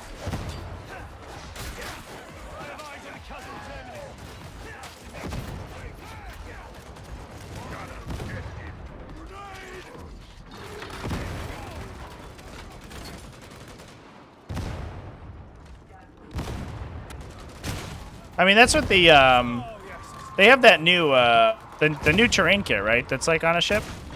That's like the whole reason for that.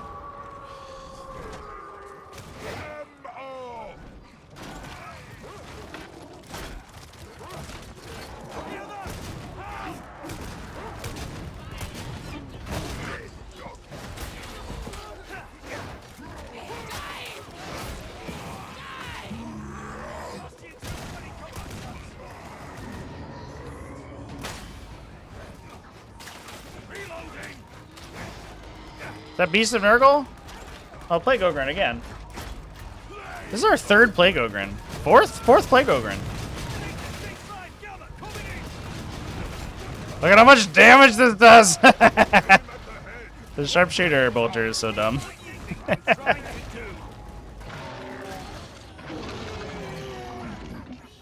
Dr. Rhino. I mean, a full Bolter clip is good, but have you tried 2 full Bolter clips in a row without reloading? Because this class is fair and balanced. Beneficent Emperor. What is this guy doing? What are you doing there, bud? Dying. I pray that when they come, our deaths are favorable in the beneficent Emperor's sight. I'll be happy to go down fighting and let the Emperor judge. Rages crunched.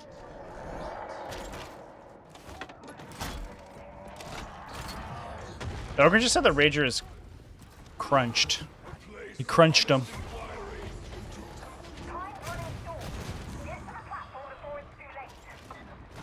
I had a mate end up in a place like this.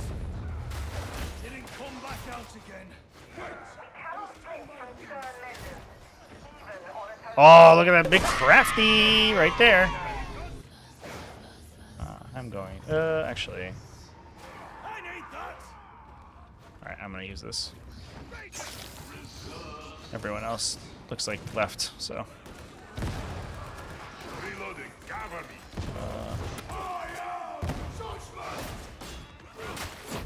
Here we go.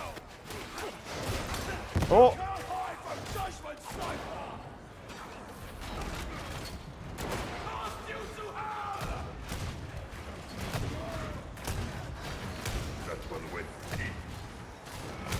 Ah, I got him. Get wrecked, Snipper! Aim for the fucking head.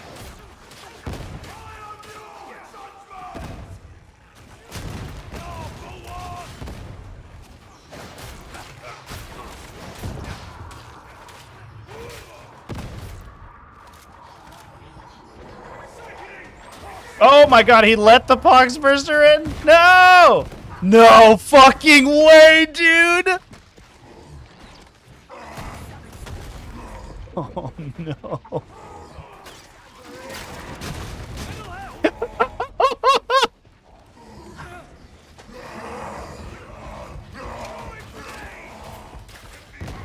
Not deserting you, Ogren.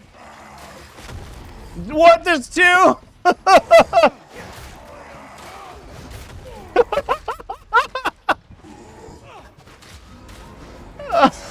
Oh my god!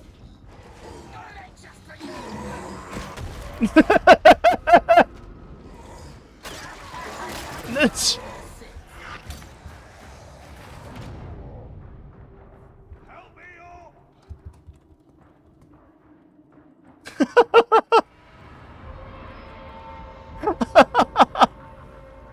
Why were there 2 mutants? They just threw me back and forth. Oh my god, that was awful. If that mutant wasn't there, I for sure get that team back up. If the second mutant wasn't there, the first one was fine. That was so unfortunate. Oh my god. Yeah, that was insanely unlucky for sure.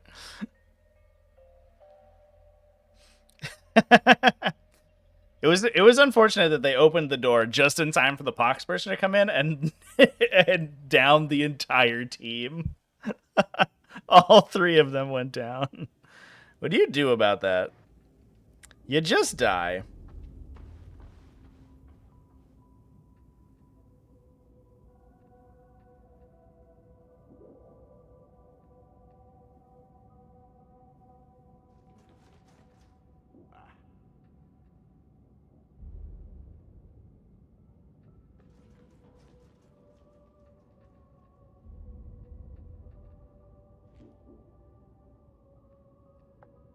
All right. We got one more, chat.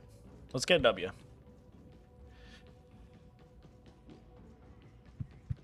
Been killing more heretics, have ya? Good stuff. Boom. So one thing I think going back to that the discussion earlier about Adeptus Custodes, I think one thing, especially with the new Christmas things coming out, we'll do a different one. This has extra dogs, but that's fine. I think I want to do some buying guides after the new, with the new like battle forces and stuff. I kind of wanted to wait till the data slate comes out, so maybe I will. So maybe I'll give it a couple weeks. But I think talking about how to like expand out from your starting point, especially start collecting boxes, and then also the battle forces and stuff, I think is good. But right now talking about it would just be like, who cares? Everything's gonna change. All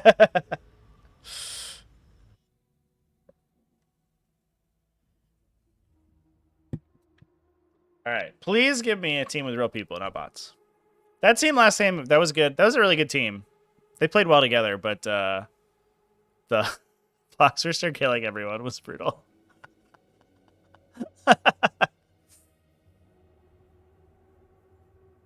No, for like every faction, chat, not just Custodes. For every faction.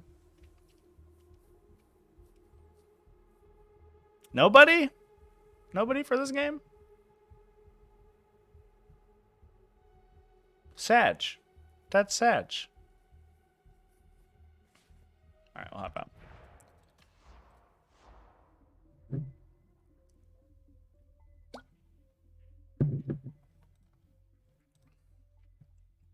I mean, one for Custodes, obviously. They were sort of the heart, the center of the discussion. But then also move the, you know, talk about every faction. How to build a competitive list out of your start collecting box or your Battle Force box or whatever. I think that's good content.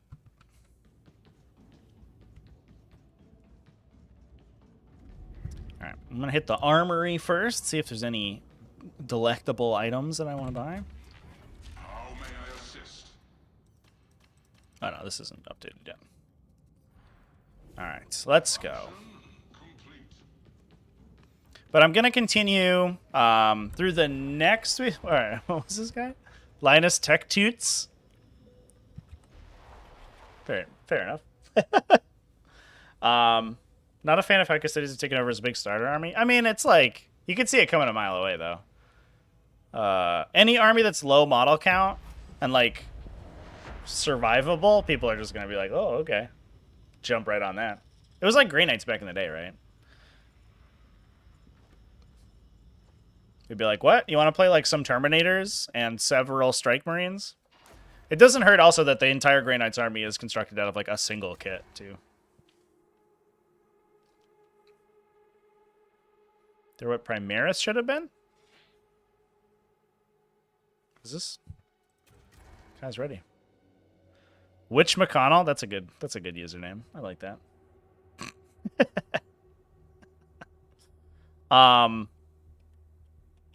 Yeah, just like Grey Knights.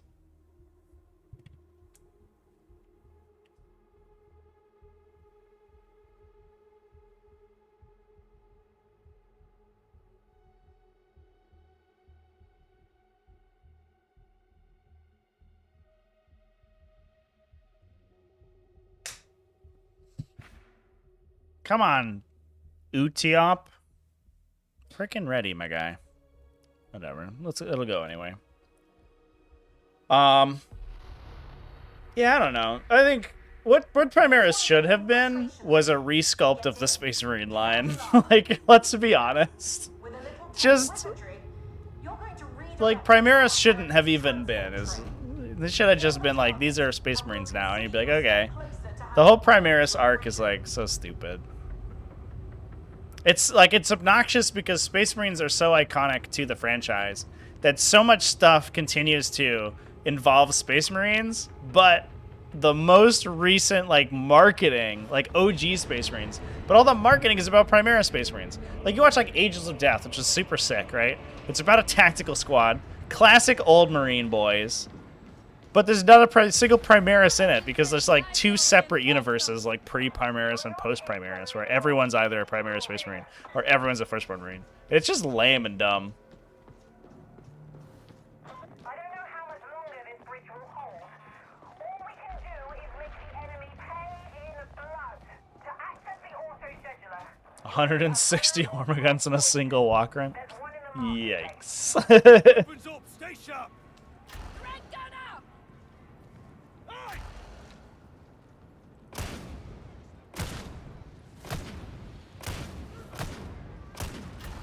An elegant headshot!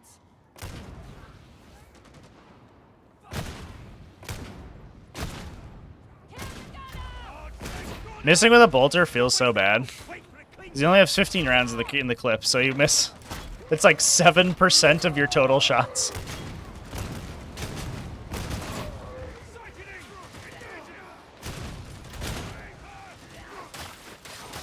Knife. Doing some trench clearing here, boys. Oh. Shouldn't Necrons didn't get pushed? They did a little bit, but yeah. I definitely, like, my tinfoil hat theory is that Necrons got so good in Nephilim because they were supposed to be like this starter army that people, like, they were supposed to be sort of pushing real hard. And they were never that, so they just like gave them insane secondaries.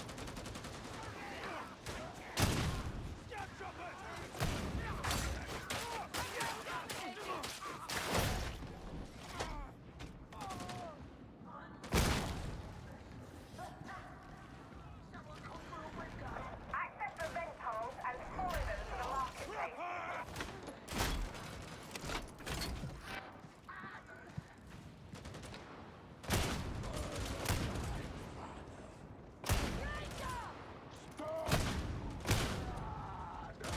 Oh my god.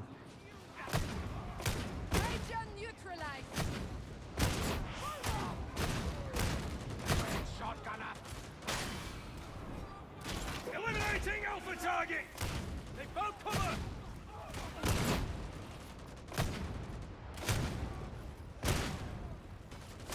Oh, somebody stunned me.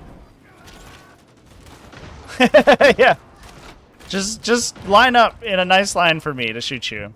Yeah, it's the unfortunate truth is that Bolter is just like really hefty and hard to use. So if this was an infantry las gun or something, I'd be doing a lot better in this fight. But those are worthless against the big Ogren guys. The Bolter just pounds right through them.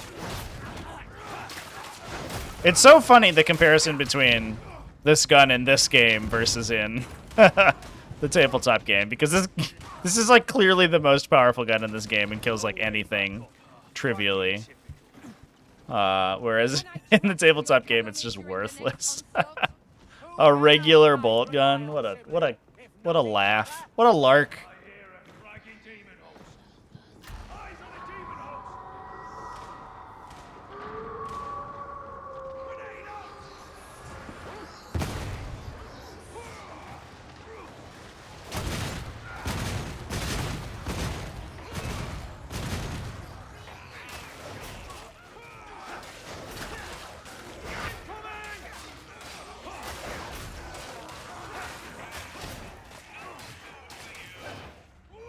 Crafties.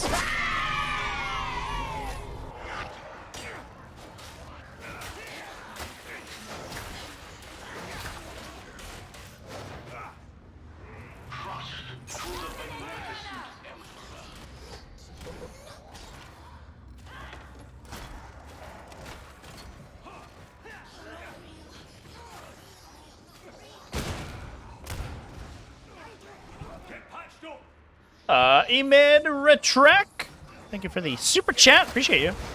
Merry post-Christmas. Happy New Year and stuff, you know? Thank you so much. Appreciate you supporting. I'm excited for all the streaming we're going to do this year. Oh, there it comes. There it comes on the TTS. There you go. Thank you. Every time a super chat comes up, there's like a... The delay is like really long because it has to go through like a YouTube delay. And then it has to go through a delay to... Like it goes to the widget. And then on the widget it has to go on stream. And then it has to go back to YouTube. And so it's like... It takes like a full minute. And I always worry that it broke and it's like not going to do it. So then I always jump the gun.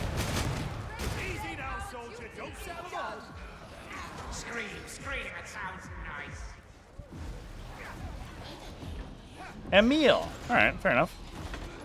Will do. Love me some anagrams. But yeah, we're gonna do a lot of event streaming. I'm trying to get some more, upgrade my camera set up a little bit more as well. The next thing I think is like alleviating audio issues because the real problem, the one problem right now is that my audio is like kind of a nightmare.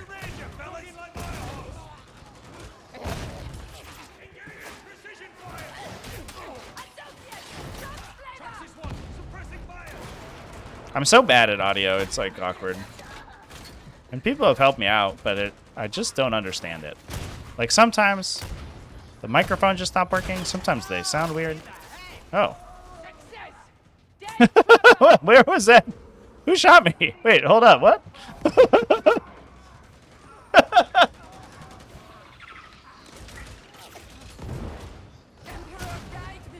Oh my god.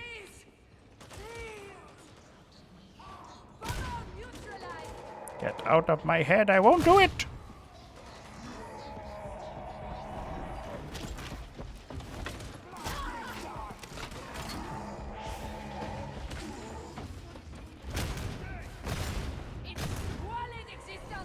Got it. Good stuff.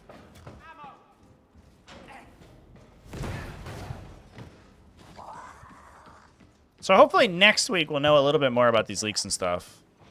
Next week is probably still going to be a little bit... It's going to be before embargo for the data slate. Embargo should be the 7th. Went the wrong way. What a fool. But next week, hopefully, we know a little bit more, especially about the data slate. Maybe we get a little confirmation. And, yeah.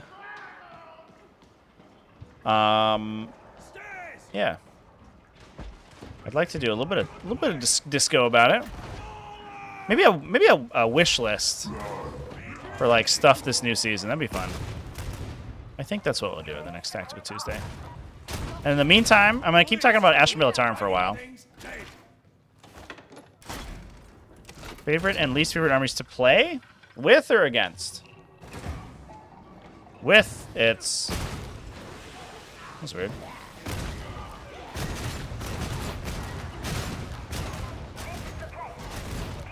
Oh, yeah.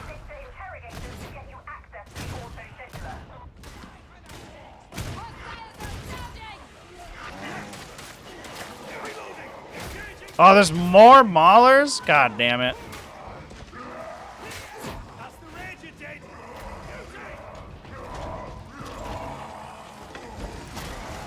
Morty and Goy is a fan of port armies. Yeah, that's fair. That's understandable. Yeah. So I like... There's a couple of things I like. Oh my god. I like maneuverability. I like sequencing. I'm kind of like spiky, I guess. Oh, they killed the sniper. Good. And I like, I like taking like meaningful game actions. So like one of the reasons I really like Tyranids is that like they have a lot of like extra moves and like mobility stuff, and their psychic phase is really like fun to sequence. So those are the kind of things that like get me going. Like if I have a a phase where I like work out this like optimal like cool strategy where I can like smite down a dude to open up another dude to shoot a character. Like I get really excited about that. So I don't know what you would call that, but that's my favorite style. Very finesse oriented, I guess. That's always why I get kind of depressed when like the most optimal ways to play in a faction are just like real boring stat checks, because I'm like not really interested in playing that.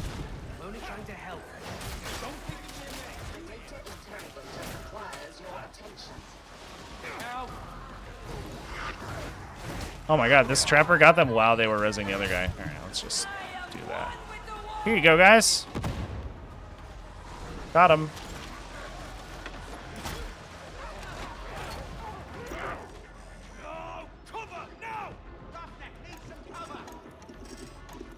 Nailed it. Woo! Yeah, I think I would like Thousand Suns a lot, actually.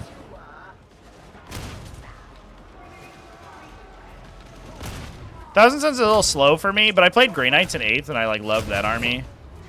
A real problem with me was like, for me, there's like, the 8th edition Tyranids Codex was like the coolest shit ever. Like, I didn't realize it, because I already owned a Tyranid Codex when I started playing 8th edition. I didn't realize it, but if I had, like, were to design an army that I would like playing, I think it would have just been Tyranid, like the Tyranid Codex, almost exactly. I really like Hive Tyrants are really cool, because they do a lot of, like, individual things, right? They, like, operate in every phase. They can, like, multi-target. You have a Hive Tyrant with a gun, he can, like, psychic one unit to death, shoot another unit to death, charge a third unit. And you're just like, that's so cool. And then, like, a lot of that can be done after, like, double moving, and then you can double move, like, before or after it happens, and then, like, it's just all awesome.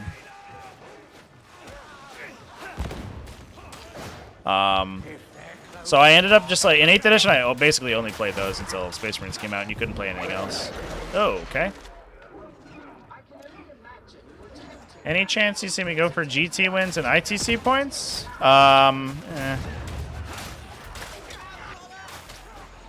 It's like, it's not super on the cards. I don't know. Give me a ton of money on Patreon, I'll do it. The problem is, like, travel costs is, like, insane. Just trying to push for ITC is basically like a wallet game. You have to maximize, like, the number of events that you go to. You have to be able to, like, flex armies to, like, not only play a good faction, a good like, army list, but you also have to probably switch factions at least 2 or 3 times a season.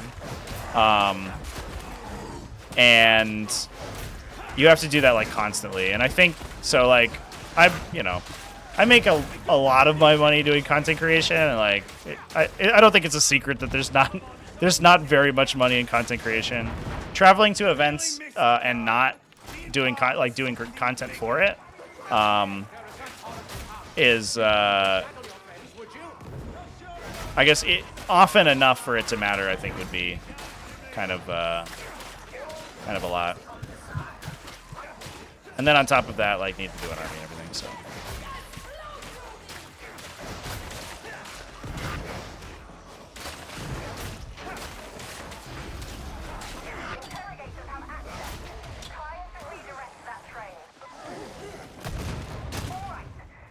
We did it!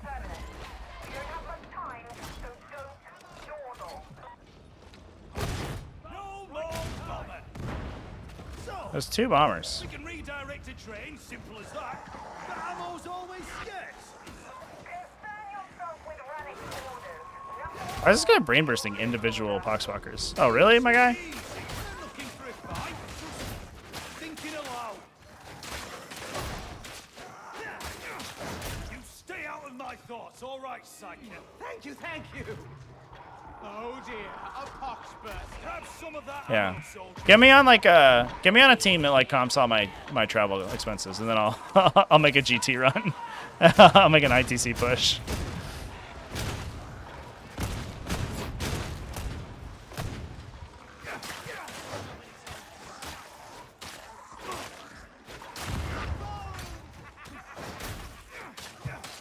I also really like. I legitimately like really enjoy commentary and analysis though too. I always really liked it in other games, like video games and stuff, esports commentary. Although I was never, you know, what is this guy doing? Just leaving? My guy, what are you doing? And it felt like something that, you know, sort of wasn't being served in the tabletop gaming world. I think Jeff Robinson did a lot, RIP, but obviously that was not to last.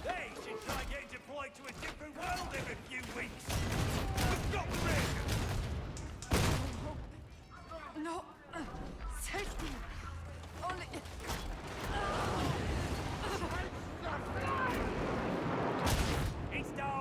I actually, when I first started doing content on the channel, like that was my plan. The world was very different back then, back in like 2019, or 2020. Is that right? Yeah, 2020 is when I started.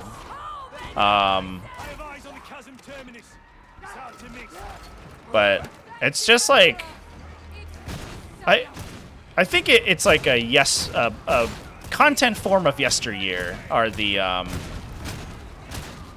like the tournament recaps. They just don't like get the views that they used to. And I think it might have been that like I had so much, a lot of my like competitive wargaming experience was in War Machine Hordes, and the competitive scene in War Machine Hordes was like so strong that I think a lot of people were really interested in tournament reports just for data, right? Like to hear about games and like matchups and how matchups played out. And that's just like doesn't, like the 40k community is just like not as into that. So I never found that tournament reports or battle reports ever did particularly well from a content standpoint. Oh, you're dead. You're not dead. I thought you were falling over.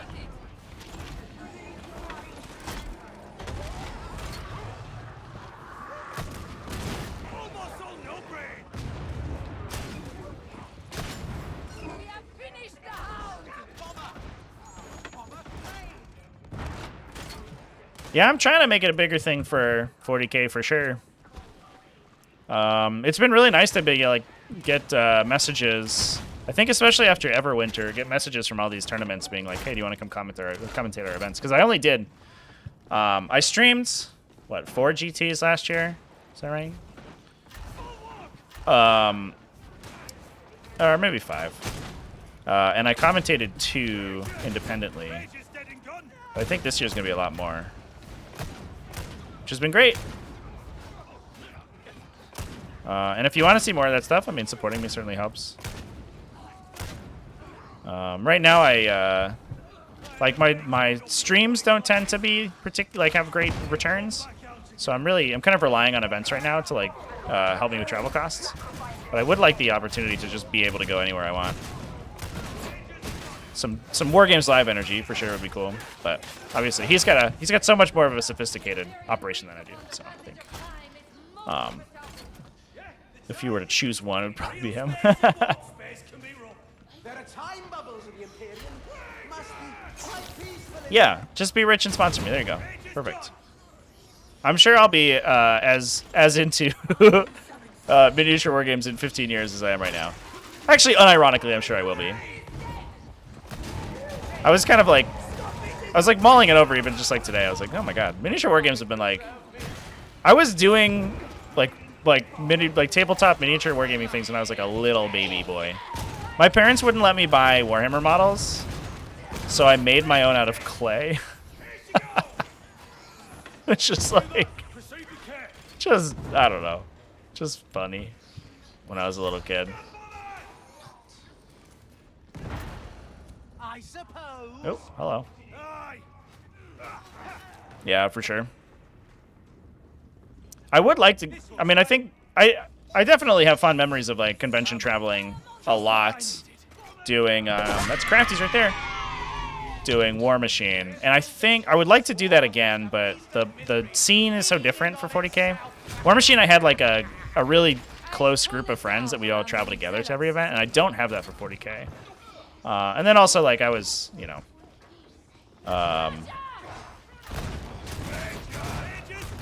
I was in a better place, I think, when I was doing War Machine.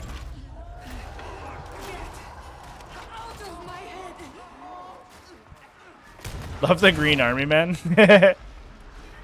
I remember it distinctly too. My dad and I used to play with Green Army when I was a little kid, right? Like, when you're a kid and your dad, like, he's like, hey, let's play Army Man or whatever. Let's do the thing. Did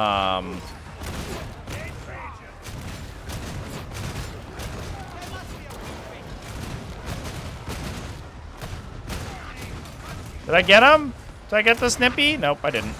Oh, shit. I'm fucked. Oh, yeah. Let's get some grenades going, boys. Oh, my God. Yeah, so we used to play Army Men, and I remember one time we were... Oh, jeez. There was a Foxwalker there. We were at, like, some gift store somewhere, and there was, like, this little Army Men, like, Humvee. And it looked so good. It had a little, like, rotary cannon on the back that looked, like, so realistic. And I was like, oh, my God. This is the coolest thing ever. And I didn't get it for my little Green Army Man, but I remember, like, I told myself, if I ever see this Humvee again, I'm going to buy it. It's going to be a sign to buy this little tiny Humvee. And I never did find another Green Army Man Humvee. Little bunkers? Yeah, we used to build them out of bricks, like blocks, building blocks. And then you'd throw... tell me if you did this. I'm sure this is a relatable anecdote. But you'd throw pennies at them when they would like shoot their bullet, and the bigger stuff you could throw a grenade that was like a quarter or whatever. And we had a tank. We had a big tank, and the tank would shoot a $50, and you'd throw that at the blocks, and they would fall down, and everyone would get crushed. That's like the that's the origin story, the super villain origin story of a tabletop miniature gamer right there.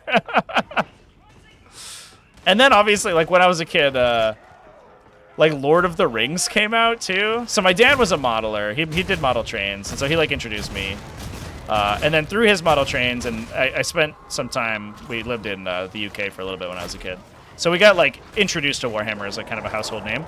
And then Lord of the Rings came out, and Lord of the Rings, like they talked constantly about these like insane model sets they use. So we just like watched these DVDs of like special features of like the most incredible model sets you've ever seen. You're just like, oh my God, man. Like, how do you not turn into a miniature gamer with that background? Big Beauty's dead. Don't feel right without a cold. Precision fire. Oh, Legos? Yeah, we didn't use Legos. We used like blocks, like wooden blocks. Because those would fall over. Legos, I think they would stick together too much, and they would never fall over. The whole point was to build like a big fortress and then have it collapse on your guys. Like that was real destruction fetish stuff, you know. But I had a pretty good Lego set. I actually played when I was I think I was in like middle school or whatever. My friends and I played Brick Wars, which is like Warhammer, but you played it with Legos, and it had its own rules. Because we all had Lego sets, we didn't have to buy any models, so we played that for a bit. I wrote my own version of it that was less complicated because the OG version was really complex. Yeah, like kind of like Jenga logs. Yeah, I just had a big. Like from when you're a baby, right, and you have like the alphabet bricks and then all the little wooden bricks and logs and stuff. I had like a random assortment of building material, basically, that would construct fortresses out of. All right, I'm gonna drop down, everybody. This is boring. But we're not losing this world.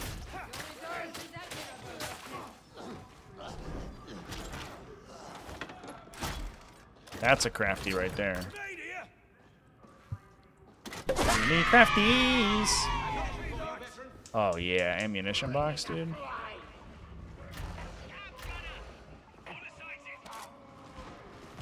I got that voice line for the stupid flamer, but they disappeared. Where are they?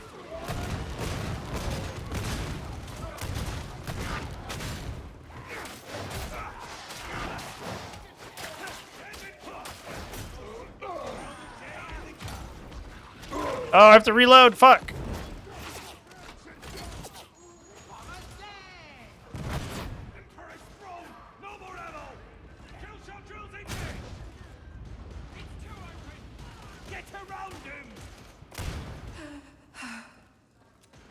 All right, calm down. Stop having such a good time. Yeah, Legos are real dangerous.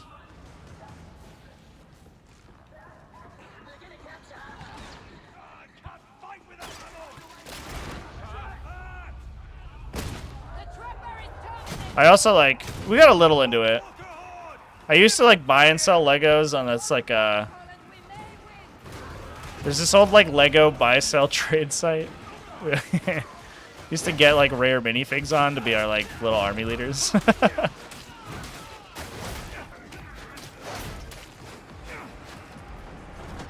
do I think they had a great unclean one to Darktide? Like, I think the power scale of Darktide is like so much lower than than 40k proper that like a great unclean one just like destroys everything, right?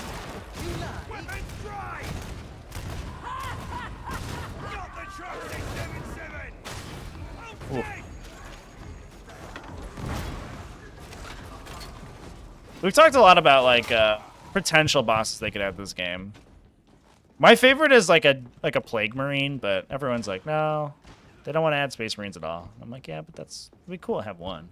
And he's a bad guy. But like Plague Bearers, you could add like Bloat Drones, the big bad guys. There are Beasts of Nurgle, yeah. We've gotten extremely unlucky, and we just haven't hit one. Which is kind of it's kind of wild. Yeah, Nurglings would be cool. Special game mode 2 teams of 2. Oh yeah, so this guy wants to do a DC and then come back, I think, is the idea.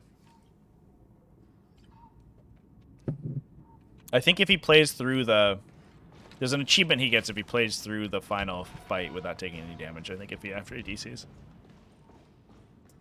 Orcs? Yeah, you could expand the purview. I don't think that they will, but you certainly could. Like, you could play Orcs, you could play Tyranids. Although, I wonder how much ends up getting, sort of superseded by Space Marine 2. You know what I mean? Because Space Marine 2 is probably going to be like, you know, Ultramarines and Tyranids.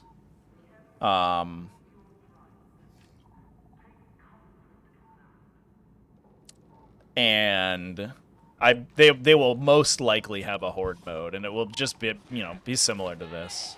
That's what they had in the first game. It'd be kind of wild if they just didn't again.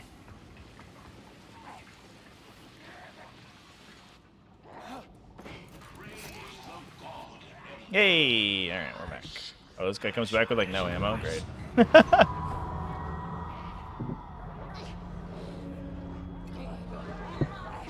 Start as a Ripper, work your way up to Swarmlord. That's like the old alien, like AVP, right? Oh my god.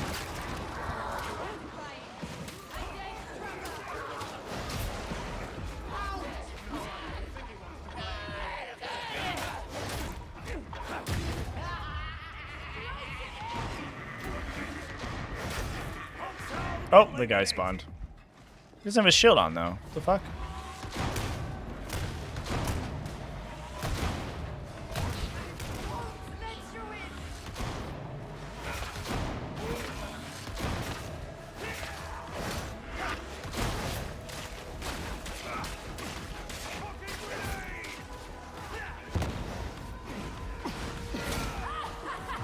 Whoa!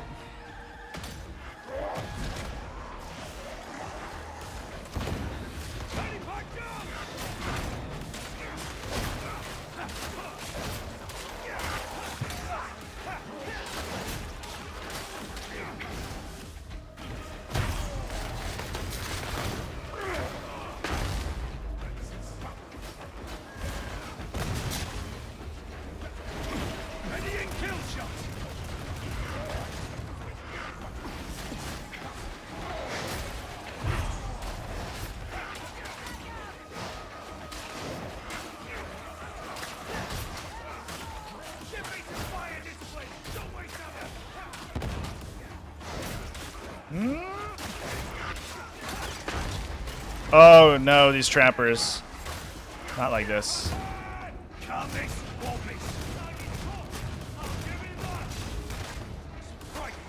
Oh shit.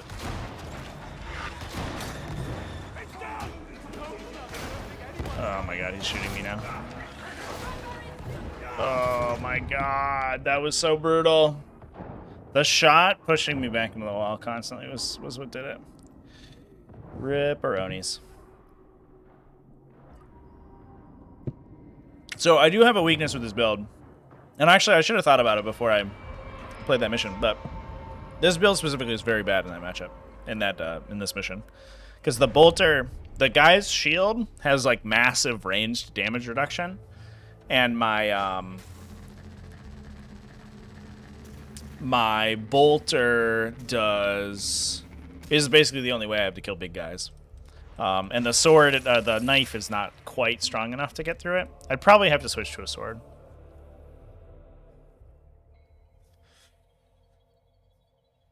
Witch McConnell? Yeah, I called that out at the beginning. It's so good. Video games could back up from Slaneshi themes? Yeah, that would be a bit of a stretch, I think. For sure. There are like there are maps with like aristocratic poxwalkers, which is kind of fun. They have like silk robes and like powdered wigs on, which is great.